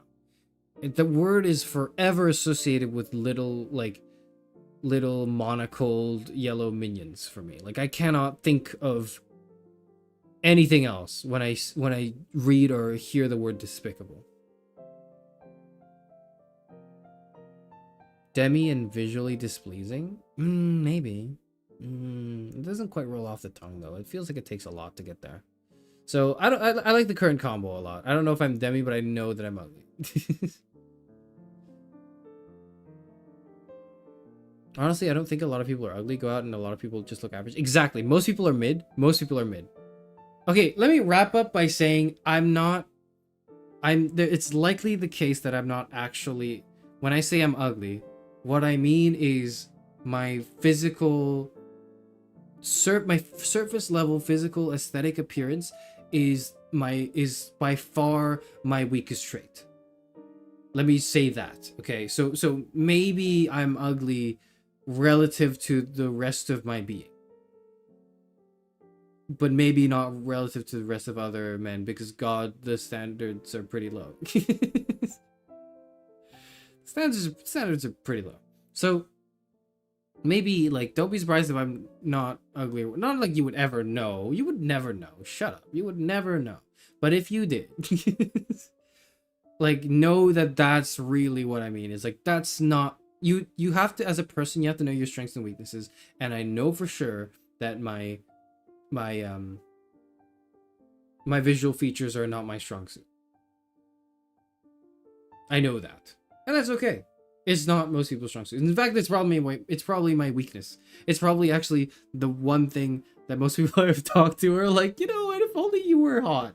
You know, it's funny, but if you get like the compliment that's like, wow, if only you were hot, if you get that compliment like 5, 6, 10 times, like it starts to sink in that it's not like a coincidence, and they really mean well when they say it, but also it's like, damn, there really is no saving this, is there? Like you can put all the effort in the world and if you're kind of ugly, you're kind of ugly, but like, and people will notice. But again, you can still move around.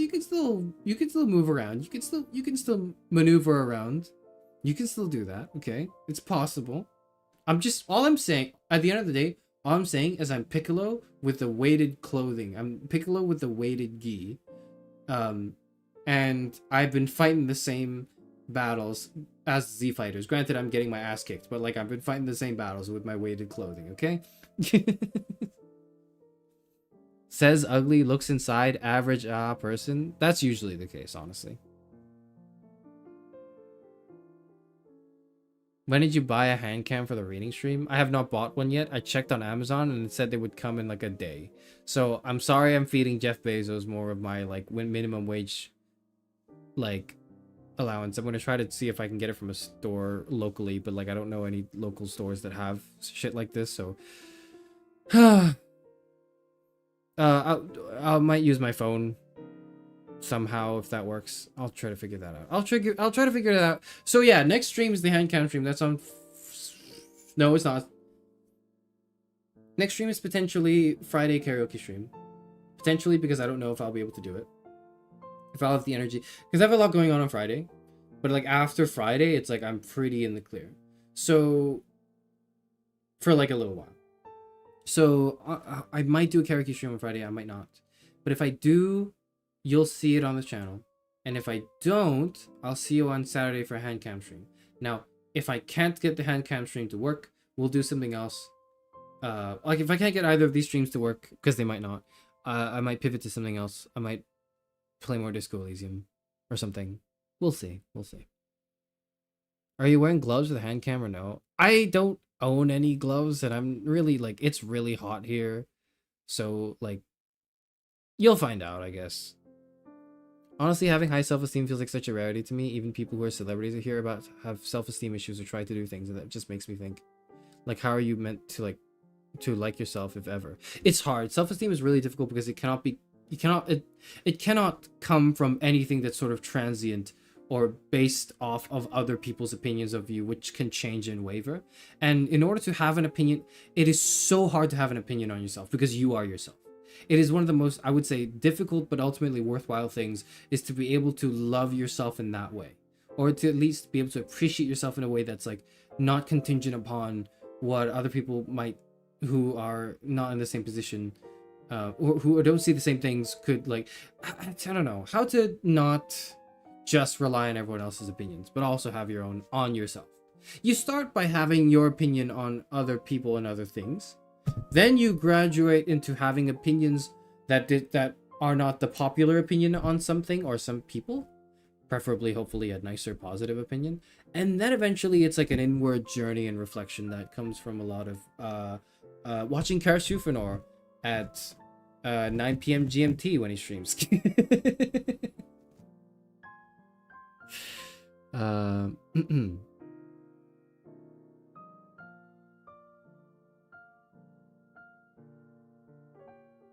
Thank you for the stream. Thank you for watching. Like Pop-Up's Pizzeria, maybe. I don't know. It's hot there. It must be you. It might be, because I do exude a lot of like heat, thermal energy from being a human being that like lives and breathes. So it could be true.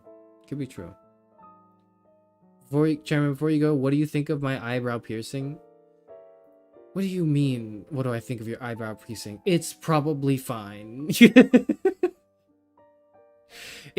Shut up. It's probably fine. It's probably fine. You should start walking like it's heavy so maybe people don't call you ugly. Walking like it's heavy? What's heavy? Like my eyebrows? Whatever. Why is the purgatory text so long? Why are you in purgatory? Why are you in purgatory, huh? Is it because you didn't pay attention and you weren't reading the questions as they were being asked towards you? Good luck. Good luck getting out of purgatory, Jesus. See everyone else later. Goodbye. See you on Friday maybe for karaoke. And then see you on Saturday maybe for a hand cam as well. Goodbye.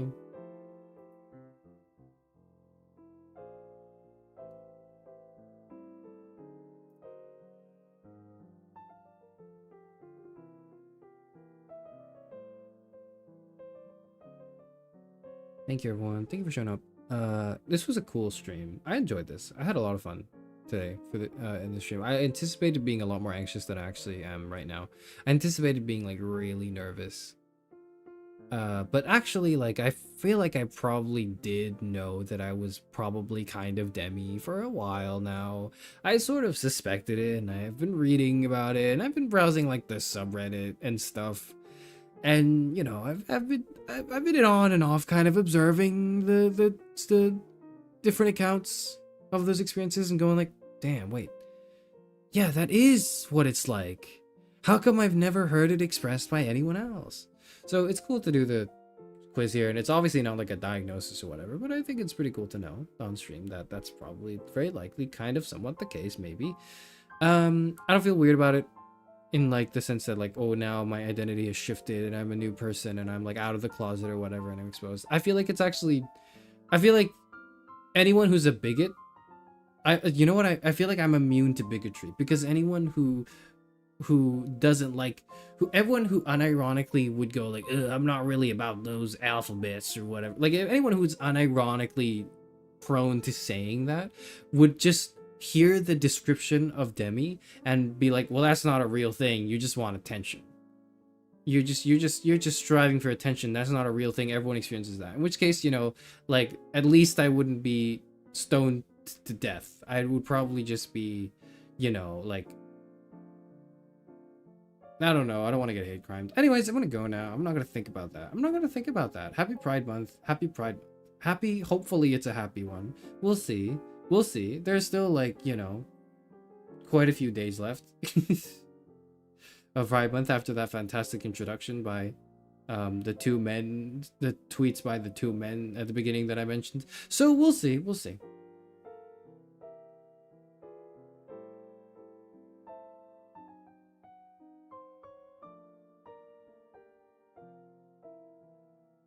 Speaking of bigots, why was there a...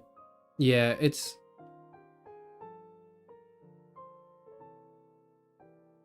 It happens. Jezza, you'll get used to it. Or not, I don't know. It happens. This shit happens on the internet. Bigoted people will come and say mean things to you. This happens.